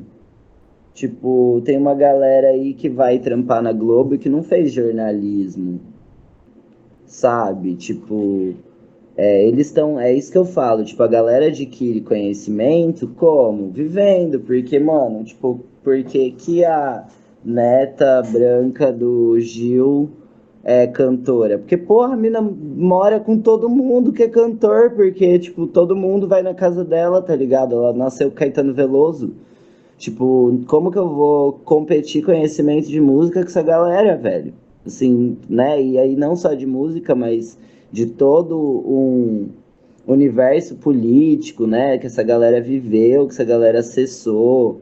Então, assim, e tem muita coisa que não é sobre grana também, né? Eu vivo falando isso, assim, é sobre poder acessar alguns lugares, conseguir acessar alguns lugares. Enfim, para finalizar o lance lá do Penso Logo Existo, tipo, exclui também os animais, e eu preciso falar sobre isso, porque também subjuga, né, outras espécies, subjuga toda a natureza, os rios, né, que tem o seu curso também e que, enfim, tem uma outra lógica de pensamento. Mas é da hora, assim, como que a entrada da gente nesses lugares... Por exemplo, tem uma mina que é indiana, né, que é a Favrete Saada, que ela bota na roda também esse lance de ser afetado, né? Tipo assim, como que é isso? Tipo, a galera fica no... Essa galera ocidental, digamos assim, fica no pensar, e como que ela desenvolve toda a teoria dela com base naquilo que ela é afetada, né? Naquilo que afeta ela, naquilo que incomoda, naquilo que tem problema, né? Não é um negócio que não precisa de afetação para acontecer, né? E aí, pensando também ainda nesse lance de linguagem, eu fico pensando assim, que eu preciso entender várias maneiras de como as pessoas falam, porque o que importa, eu preciso saber como as pessoas falam, e várias pessoas, acadêmicos, não acadêmicos, a tiazinha, sabe, da limpeza, tipo, a galera, tipo, eu preciso entender o que essas pessoas falam, porque eu preciso entender o que elas falam, porque é uma arma. Porque, assim, quando as pessoas falam de um jeito muito elaborado, que na verdade é racismo. E aí, se a gente não flagrar, não ficar esperto, assim, o que que ela tá falando exatamente, a gente não pega o bagulho, tá ligado? Então, é isso, mano. É isso. Eu sou professor chato pra caramba, eu sou esse professor que vai pegar, e principalmente no pé da galera preta, vou dar maior apoio, vou estar lá integralmente, vou ler o texto 1000 vezes, mas vou fazer citar, porque assim, é isso, eu posso falar pra você, Douglas, beleza, tá ali, mas assim, outras pessoas não vão deixar passar, tá ligado? Então eu sou mó professor pé no saco, assim, de ficar enchendo o saco, de ler, de botar referência em toda frase, em toda frase, em toda frase. Eu boto referência até hoje no doutorado, mas ainda bem que os meus caminhos me levaram a escrever na primeira pessoa. Eu pude me colocar nesses lugares, foi da hora demais. Gente, deixa eu furar a fila aqui para falar uma coisa. Lino falou uma coisa que, para mim, me puxou muito e me trouxe à memória de um podcast que eu ouvi que falava sobre... que estava entrevistando o Eric Krominski, não sei como é que se fala esse sobrenome, mas ele é ator, ele é apresentador, e ele tem o sétimo, ele fez até a 7ª série primária, né? Ele fez só até a 7ª série. E aí, por ele ter o estereótipo de um branco, classe média, que fez faculdade, fala inglês, tal, ele teve todas as oportunidades, todas, das pessoas nem questionar ele, dele ter ou não qualificação para tal. E ele falou isso no podcast, consciente de que ele teve todo o acesso única e exclusivamente por causa da cor dele.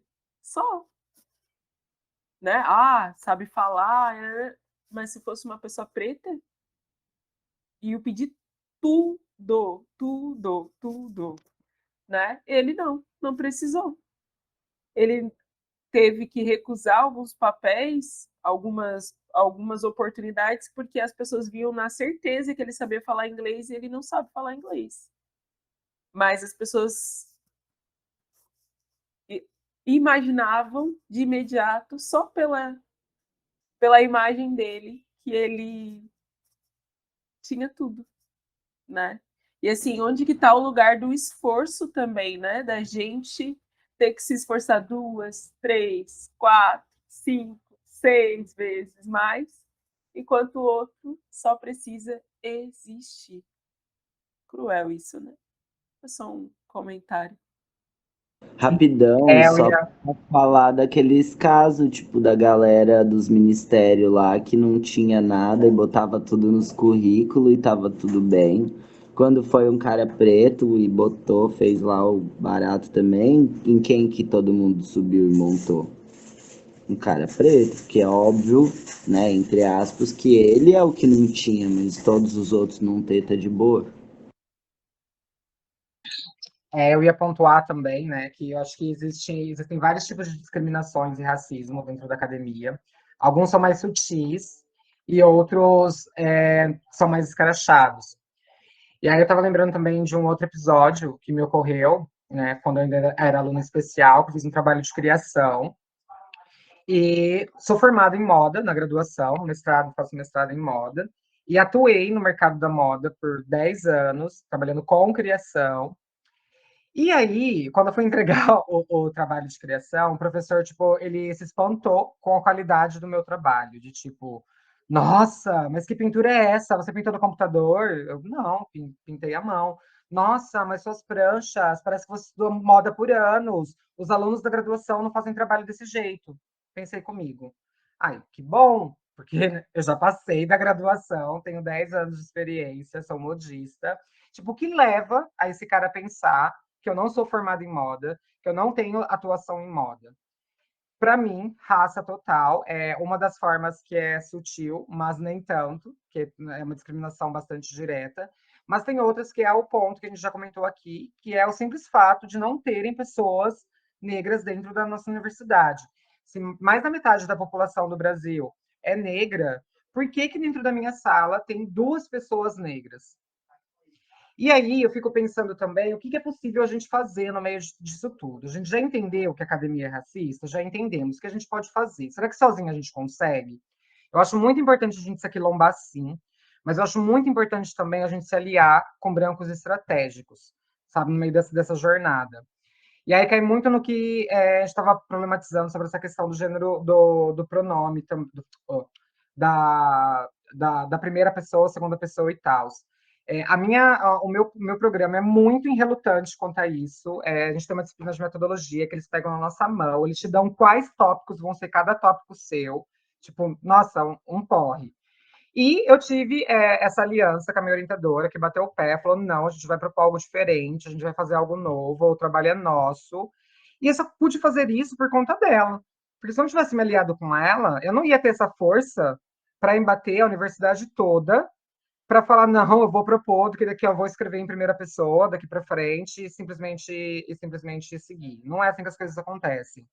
E aí, uma outra coisa que eu queria colocar também, que eu fico pensando sobre esse negócio da primeira pessoa. Gente, a meu ver, também é muito uma estratégia da branquitude de tirar o cu dela da reta, né? Dos pesquisadores brancos, de tirar ele.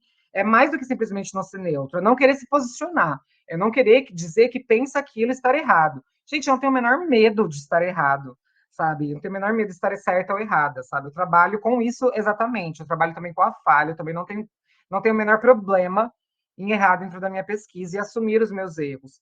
Então, eu acho que às vezes também essa questão do pronome, como que chama isso, gente? A peça em português, não é pronome, é Da a pessoa, pessoa. a pessoa é Essa questão da pessoa muito também, para mim, pessoal. parte muito disso, desse lugar de tirar o dele da reta. E não, gente, estou colocando, é isso mesmo, é isso que eu penso, é isso que eu falo. Não preciso estar certa, muito pelo contrário.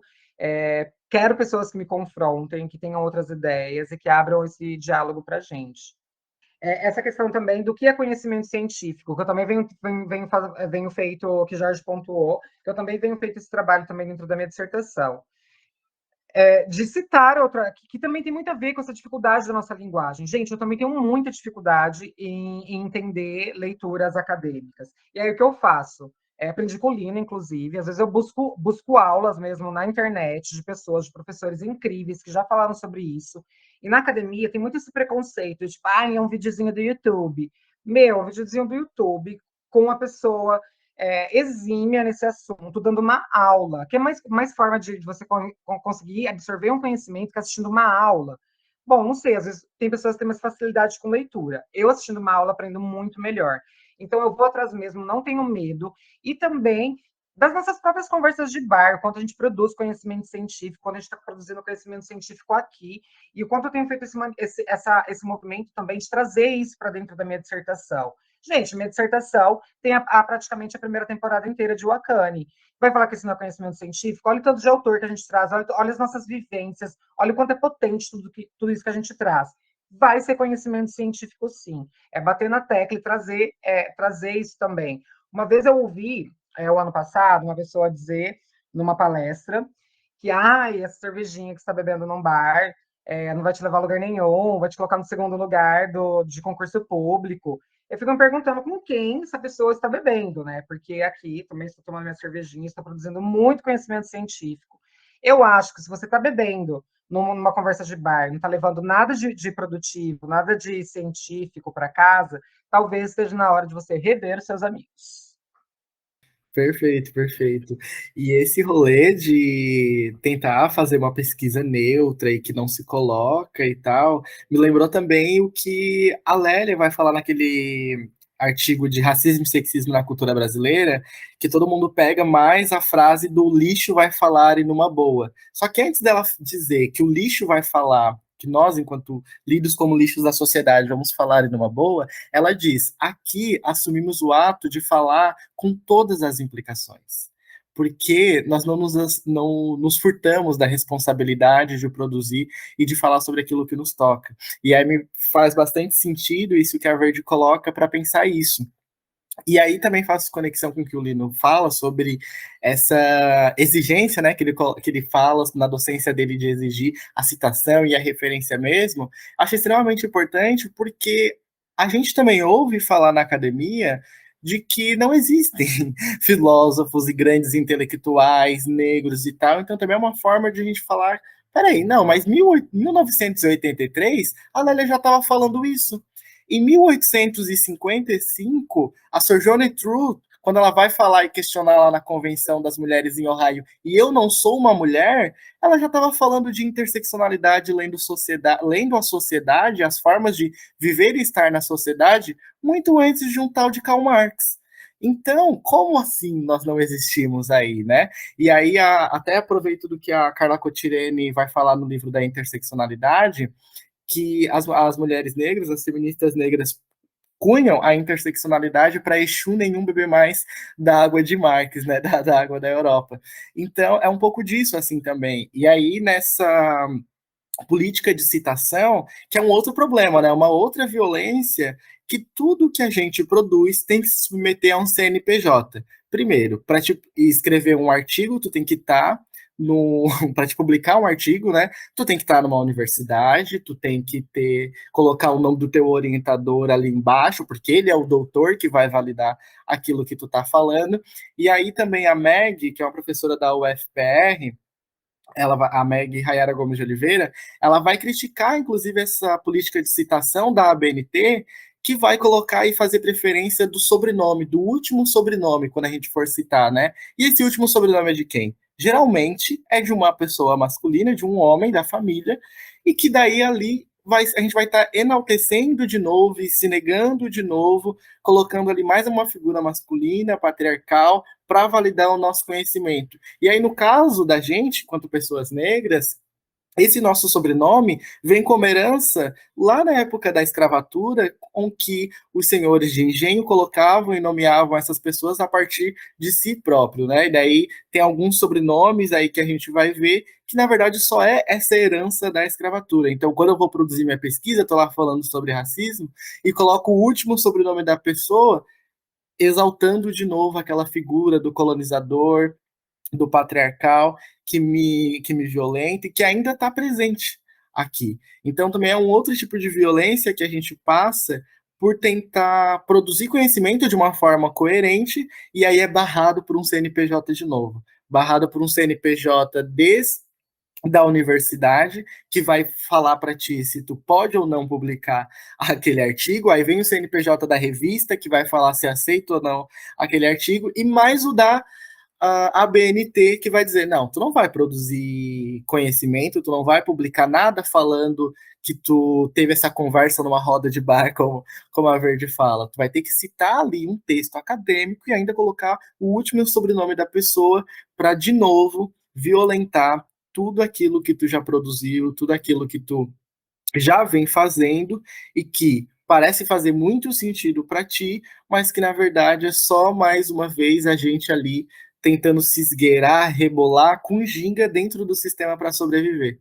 Então, acho também essa parte assim, um ponto e uma estratégia muito importante que eu aprendi com a Meg, de a gente fazer o quê? Colocar o nome completo na primeira vez que a gente vai citar a pessoa. Então, eu vou citar a Lélia, a primeira vez que eu vou citar a Lélia, eu não vou lá colocar Gonzalez, que é o sobrenome que ela adota com toda uma afeição política e amorosa e romântica do ex-marido dela. Eu vou falar Lélia Gonzalez e depois o ano. E aí, depois, se eu quiser, eu vou colocar como a BNT quer que eu coloque. Mas primeiro eu vou pontuar. Não, essa aqui é uma mulher negra, intelectual, que esteve presente em tal época, que produziu isso, que fez isso, que acessou esse lugar e tal, e depois a citação. Porque aí a gente vai estar reafirmando de novo esse nosso lugar e esse nosso espaço, que sempre foi nosso. E que daí até na política de citação tentam negar. Gente, meu Deus, que potência que é isso aqui, né? Jesus Cristo. O que eu ia dizer? Que, em resumo, branco é preguiçoso.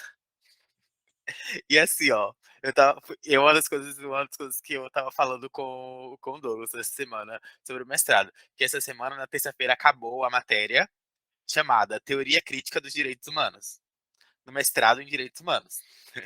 E aí a professora abriu a roda livre, as pessoas fazendo uma avaliação da matéria e tal. E aí a crítica que mais surgiu a partir dos alunos brancos era de que, de que a matéria já começou fazendo uma crítica aos direitos humanos, sem voltar lá no começo para conceituar e contextualizar o que são direitos humanos e quando surge, qual é o marco dos direitos humanos, etc e tal. E eu fiquei, mas ué, se você teve que apresentar um projeto para você entrar no, no mestrado em Direitos Humanos, e se você se matriculou numa matéria chamada Teoria Crítica dos Direitos Humanos, você ainda quer que te dê na mão para te dizer, o beabá, os direitos humanos é isso aqui, tá, fulaninho? E a partir daqui, sabe, tipo assim, e prejudicar a ementa da matéria, porque aí tem que tirar uma aula de análise crítica a partir de outros lugares, de outras referências, que não é o marco do senso comum do que seriam direitos humanos, porque os bonitos não querem ter o trabalho de ler por conta própria. Eles não querem se bater com a dificuldade de assim, eu li isso aqui, mas eu não tenho essa referência anterior. E ele não vai buscar essa referência. Ele quer que o programa, que a universidade se organize para dar isso na mão dele, para dizer, não, tá aqui, ó, tá pronto. E uma outra coisa, uma outra situação que eu queria trazer é como uma das coisas mais engraçadas do mestrado para mim é como a gente se bate com pessoas completamente fora da realidade. Tem uma mulher que para mim ela é uma caricatura viva, assim, ó. Tipo, toda a fala dela ficou assim, meu Deus, onde é, que país e que multiverso que essa mulher existe. Porque, tipo assim, logo no começo do semestre teve uma das aulas que ela tá falando, porque ela é viajadíssima, né? Se você citar qualquer país, ela já foi para esse país. Ela tem experiência para falar sobre esse país que ela foi. E aí, uma vez, ela tava falando que ela foi para África do Sul e que ela ficou absolutamente estarrecida com os resquícios do sistema do apartheid. Porque tinha lugares que só tinha pessoas brancas e tinha lugares que só tinha pessoas pretas. E como assim que isso acontece? E aí eu fico pensando, qual o país que ela vive? Porque se eu no Brasil, se duvidar não, se no Brasil tá pior ainda do que lá, porque lá ainda existiu o apartheid ali juridicamente, né? Existiu oficialmente.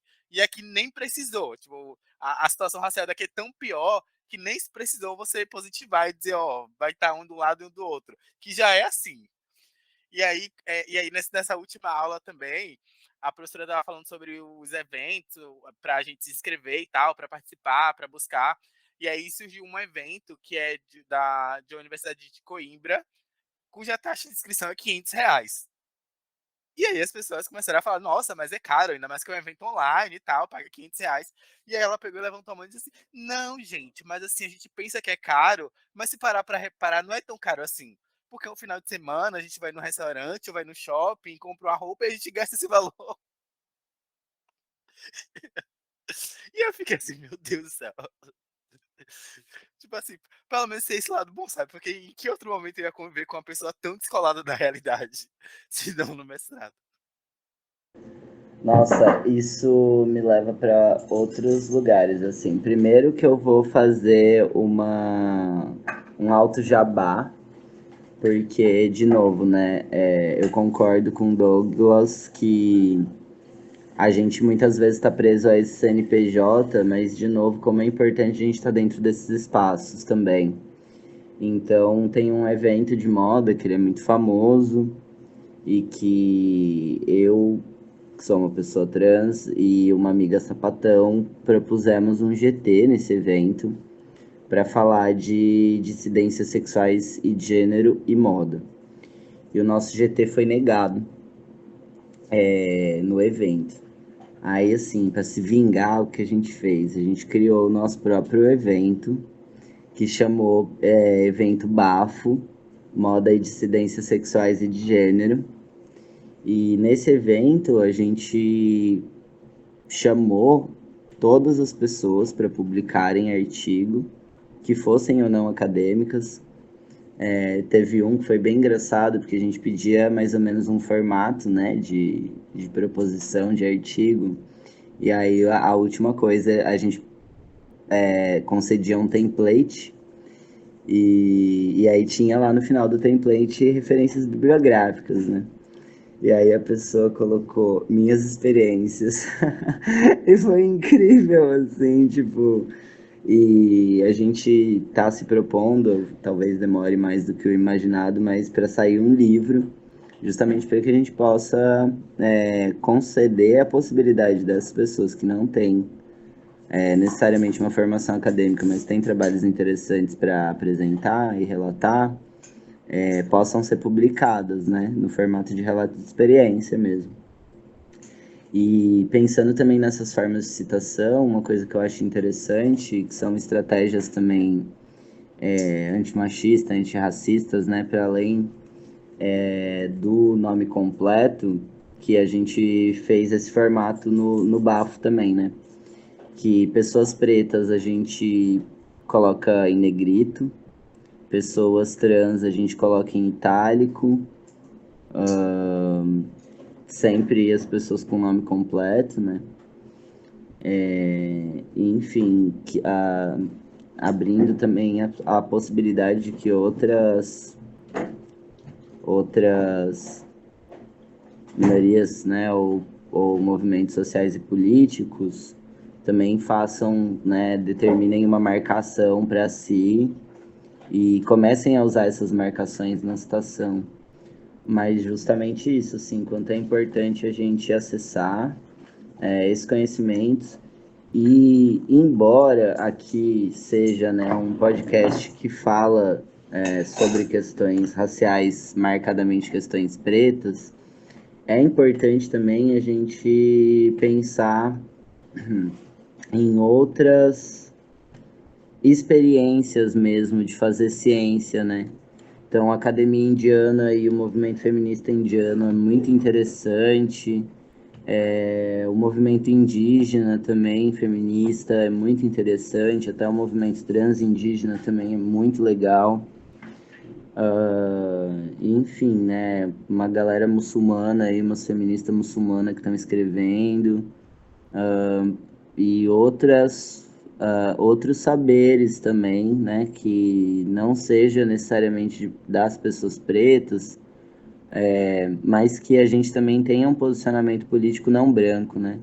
Pessoas judias que também têm uma produção de conhecimento muito interessante, que a gente possa dialogar com as pessoas não brancas, porque assim, embora sejam marcações diferentes, né? São formas também de pessoas racializadas e outras formas de pensamento que também merecem que a gente olhe para elas. Concordo bastante com esse rolê de acessar espaços, principalmente porque quem produziu a vida material do Brasil durante mais de 300 anos foram os nossos, né? Foi a nossa ancestralidade na condição de escravizados. Então, também é preciso acessar esses espaços, concordo bastante com isso, mas também, quando for violento demais, propor os nossos próprios espaços, assim como o Lino traz essa experiência do evento que eles criaram depois de uma negação, né? E aí me lembra também um tal de Fanon, que tem um TCC negado, que o Jorge lembra, e depois vai e lança o livro de novo. Me lembra uma tal de Antonieta de Barros, que ao fazer a docência, né, e percebeu o quanto a escola formal, é um espaço totalmente branco, vai lá e pensa, peraí, vou criar minha própria escola. Vai lá e monta uma escola para fazer esse tipo de debate, esse tipo de discussão, sem precisar necessariamente ceder a isso, né? E aí, ao mesmo tempo que se cria novos espaços e novas formas de produzir conhecimento, também está lá se apropriando, tal qual como as pessoas escravizadas que viviam dentro da Casa Grande e que envenenavam os senhores de engenhos. Então eu estou aqui dentro, vivendo desse mesmo espaço, estou aqui produzindo e me apropriando de tudo que tu está falando. Assim como pessoas trans conseguem distinguir exatamente como a cisgeneridade vai se comportar, como a gente, enquanto pessoas negras, consegue distinguir enquanto a branquitude vai se comportar, é nesse rolê. Eu pego a tua própria língua para te amaldiçoar, né? E aí eu lembro também, quando a gente fala de a importância de se aliar com brancos estratégicos, com a branquitude, uma certa branquitude crítica, que se diz crítica dentro da academia, porque senão também a gente fica no lugar de que daquele conceito, daquela visão equivocada que se tem do lugar de fala, né? Que só as pessoas pretas podem falar sobre racismo, sendo que sequer poder institucional para fazer uma mudança de fato nós temos.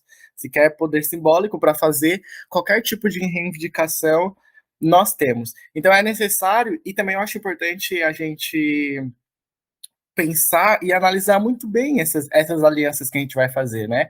E aí eu trago uma experiência da minha primeira disciplina no mestrado. Era uma disciplina obrigatória, e os professores, na primeira aula, apresentam um plano de ensino, tudo que a gente vai estudar, as referências, tal, tal, tal. E aí o nome da disciplina era Teoria do Conhecimento. E aí, cada módulo da disciplina era e hoje a gente vai estudar as filosofias da Itália, vai estudar as filosofias da Europa, vai estudar certas filosofias e certas formas de produzir conhecimento, e majoritariamente, e obviamente, dado todo esse contexto que a gente já concluiu de uma academia racista, vai ser majoritariamente europeia. E aí todos os módulos, de 18 encontros, mais ou menos, vão ser ali todos teorias e autores, né, desse meio ocidental e eurocêntrico. E a última aula, o último módulo, os professores colocam filosofias e conhecimentos africanos e indígenas, em uma única aula, para falar de duas populações, de dois modos de produzir conhecimento, que já é plural pra caramba, que já tem muita coisa para se falar de um só, imagina os dois juntos, né? E aí, antes de apresentar isso, antes deles projetarem o plano de ensino para a gente, eles lançam, né? Nós fizemos o plano de ensino, mas qualquer sugestão vocês podem nos falar. Estamos abertos para vocês também decidirem o que vocês querem estudar. E aí eu, calouro do mestrado, levanto a mão e falo: eu acho que a gente não deve estudar um semestre todo os conhecimentos da Europa e na última aula, no último dia que já está todo mundo cansado, pensando em produzir o artigo obrigatório que tem que ter da disciplina, para falar sobre conhecimentos africanos, afro-brasileiros e indígenas. Eu acho que não dá conta. Penso que a gente deveria separar e tentar equilibrar isso aí de uma melhor forma, já que os professores falaram que estão abertos. E aí começa todo o incômodo. A aula foi pelo Meet, né? E aí a gente começou a notar, assim, se mexendo na cadeira e fechava a câmera, e era um tal de, não, mas é que aí a gente não tem referência para falar, e aí não tem. Falei, não, mas peraí. Na mesma hora, mandei por e-mail, Amadou Ampatebache e Canta Job, mandei um monte de referências para eles e falei, agora eu acho que a gente pode.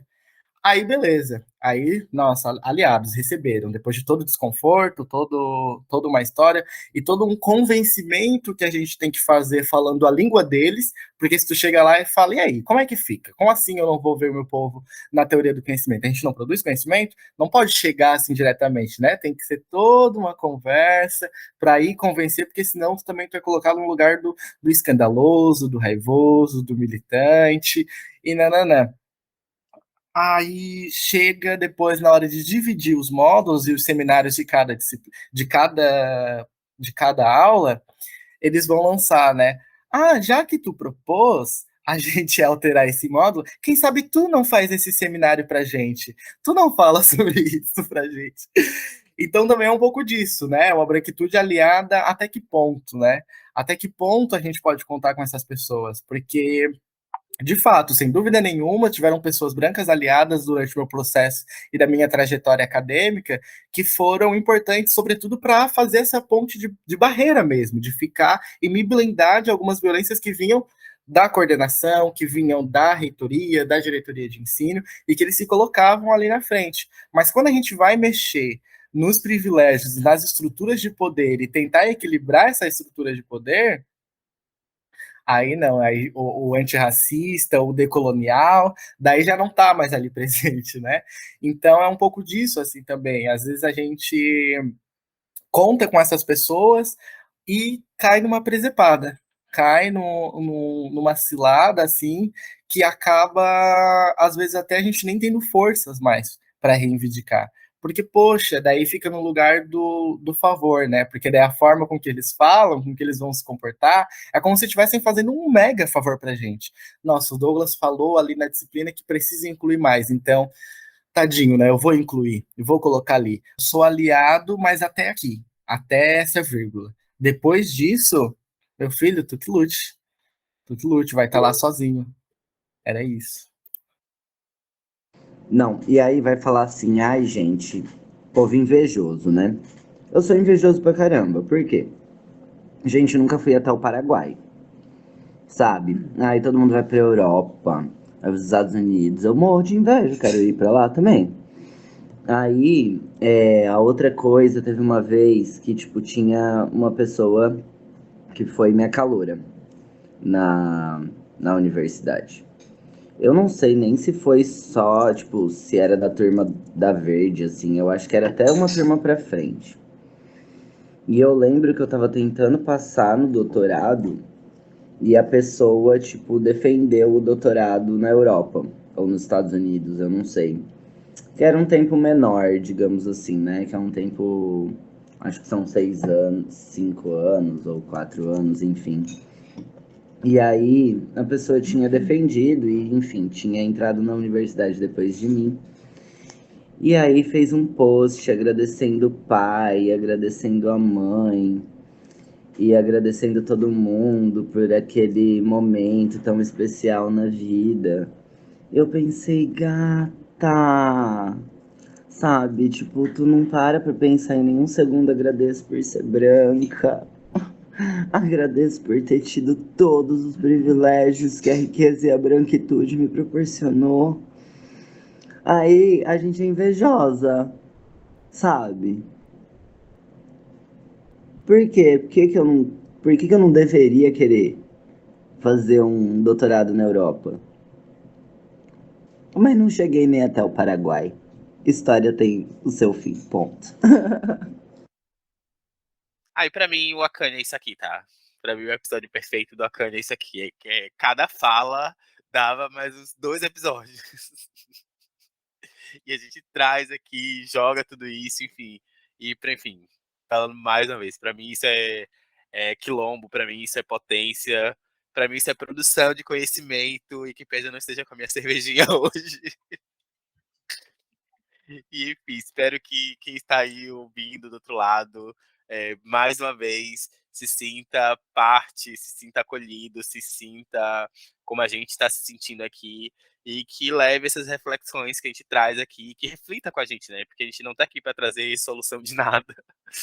A gente está aqui muito pelo contrário, para levantar essas inquietudes e para que sejamos inquietos juntos. A gente só muda as coisas a partir da inquietude.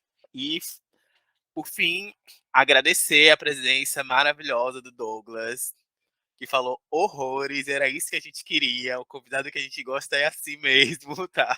A gente convida para falar, não é para ficar quieto.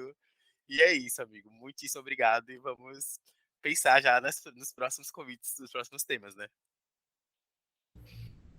Quero agradecer também o espaço. Foi muito importante para mim estar aqui.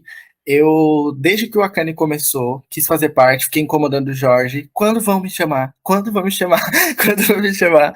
E aí eu fiquei muito feliz que rolou e principalmente para falar sobre esse tema, né? Não só porque faz parte da minha pesquisa, do mestrado, mas porque eu gosto de estar com os nossos, falando sobre a gente e falando sobre todas as nossas potências. Então, também quero agradecer a cada um de vocês e principalmente por proporem o Akane e jogarem o Akane para o mundo. Porque tem sido, cada episódio, assim, eu acompanho o máximo que eu posso e tem sido sempre um afago, assim, né? Às vezes a gente está lá pensando nas nossas cabecinhas, sozinhos, isolados, nos nossos trabalhos, nas nossas universidades e não se dá conta da dimensão de pessoas e da imensidão de pessoas que também estão no corre, também estão na luta e também estão aí rebolando nesse sistema e fazendo esse gingado para conseguir sobreviver. Então, só quero agradecer. Quem quiser acompanhar também um pouco mais das discussões que eu trouxe, de tudo que a gente discutiu aqui, além do Akane, indico o perfil em todas as redes sociais, YouTube, Spotify, Instagram, do Museu Afro Brasil Sul, que é um local onde eu faço parte também, e a gente divulga essas pesquisas, e do NEAB e UNESCO, que são esses espaços de aquilombamento dentro das instituições, que a gente tem enquanto estratégia de sobrevivência, mas não somente sobrevivência, mas de vivência e de continuidade, né? Porque a gente sabe que não começou com a gente, o Jurema Werneck já fala que os nossos passos vêm de longe, e aí hoje aqui a gente consegue afirmar que vão ainda mais longe, né? Que venham muitas Verdes, que venham muitos Linos, muitos Jorges, muitas Laís e muitos Dougs nas universidades, tensionando e quebrando toda essa estrutura que nos elimina, que nos violenta, mas que no fim foi produzida pelos nossos, né? E esse espaço, como a gente falou aqui, e que a gente possa ocupar cada vez mais esses espaços, que esse ano de 2022, que fazem 10 anos das políticas de ações afirmativas, se estendam para muito mais, porque ainda está muito aquém do ideal. Muito aquém do ideal, ainda não é real viver num país de maioria negra e a gente não está nos espaços de decisão, nos espaços de poder institucional. Então é isso, um beijo, um abraço. Gente, muito legal, acho, Douglas, falar desse espaço, né, que é o NEABI. Algumas universidades e institutos federais públicos têm NEABIs nos seus campos, ou um campus que concentra, né, outros. Tem dois tipos de nomenclatura, tem os NEABs e os NEABIs. O NEAB é o Núcleo de Estudos Afro-Brasileiros e o NEABI é o Núcleo de Estudos Afro-Brasileiros e Indígenas. Então, vocês podem procurar aí na região de vocês, não precisa necessariamente ser estudante também para participar, e é bastante regional, então é interessante, é um jeito de se aquilombar. Eu e a Verde, a gente participa também da REDEM, que é a Rede de Estudos Decoloniais em Moda, então pessoas que sejam afim também de se aquilombar nesse espaço e que estão por aí, eu acho que são sempre buscar essas redes também, que são para-institucionais, são formas da gente resistir, né, e fazer aparelhamentos aí de resistência e de construção de conhecimento em conjunto. Também é interessante vocês falarem pra gente quais as redes aí, quais os aquilombamentos que vocês participam. Conta pra nós, né? Fala a importância aí desses espaços. É isso, eu gosto de chamar assim, para-institucionais, né? Bem guerrilha mesmo. Pra gente conhecer também de onde são esses espaços aí. O meu é o Neabi do IFSC de Gaspar, que concentra, mas tem, acho que mais 2 lá no IFSC também. E, Doug, nossa, valeu demais a participação, me diverti também. Espero que você tenha se sentido em casa. Gente, amei demais o episódio. Eu queria falar para os ouvintes, enquanto o Doug falava, a gente precisa transformar em vídeo esse podcast, porque eles precisavam ver nossas reações, ouvindo o Doug falar. A gente estava aqui, tipo, não sei nem expressar, né? Quando a gente estava eufóricas ouvindo fala de Doug. Doug, gratidão. Espero muito que você possa voltar também no podcast para compartilhar mais coisas com a gente. Foi lindo. Obrigada, gente. Boa noite a todos. Gente, mais uma vez essa noite, né? Porque pra gente é a noite. Mas estar aqui com vocês renova o meu dia. Doug, muito obrigada, né, por você estar aqui, por você fazer parte de Wakane. E que venham próximos episódios. Obrigada, gente. Beijo para vocês. Tchau, galera. Um abraço. Aquilombentem-se! Procure o NEAB mais próximo da sua região.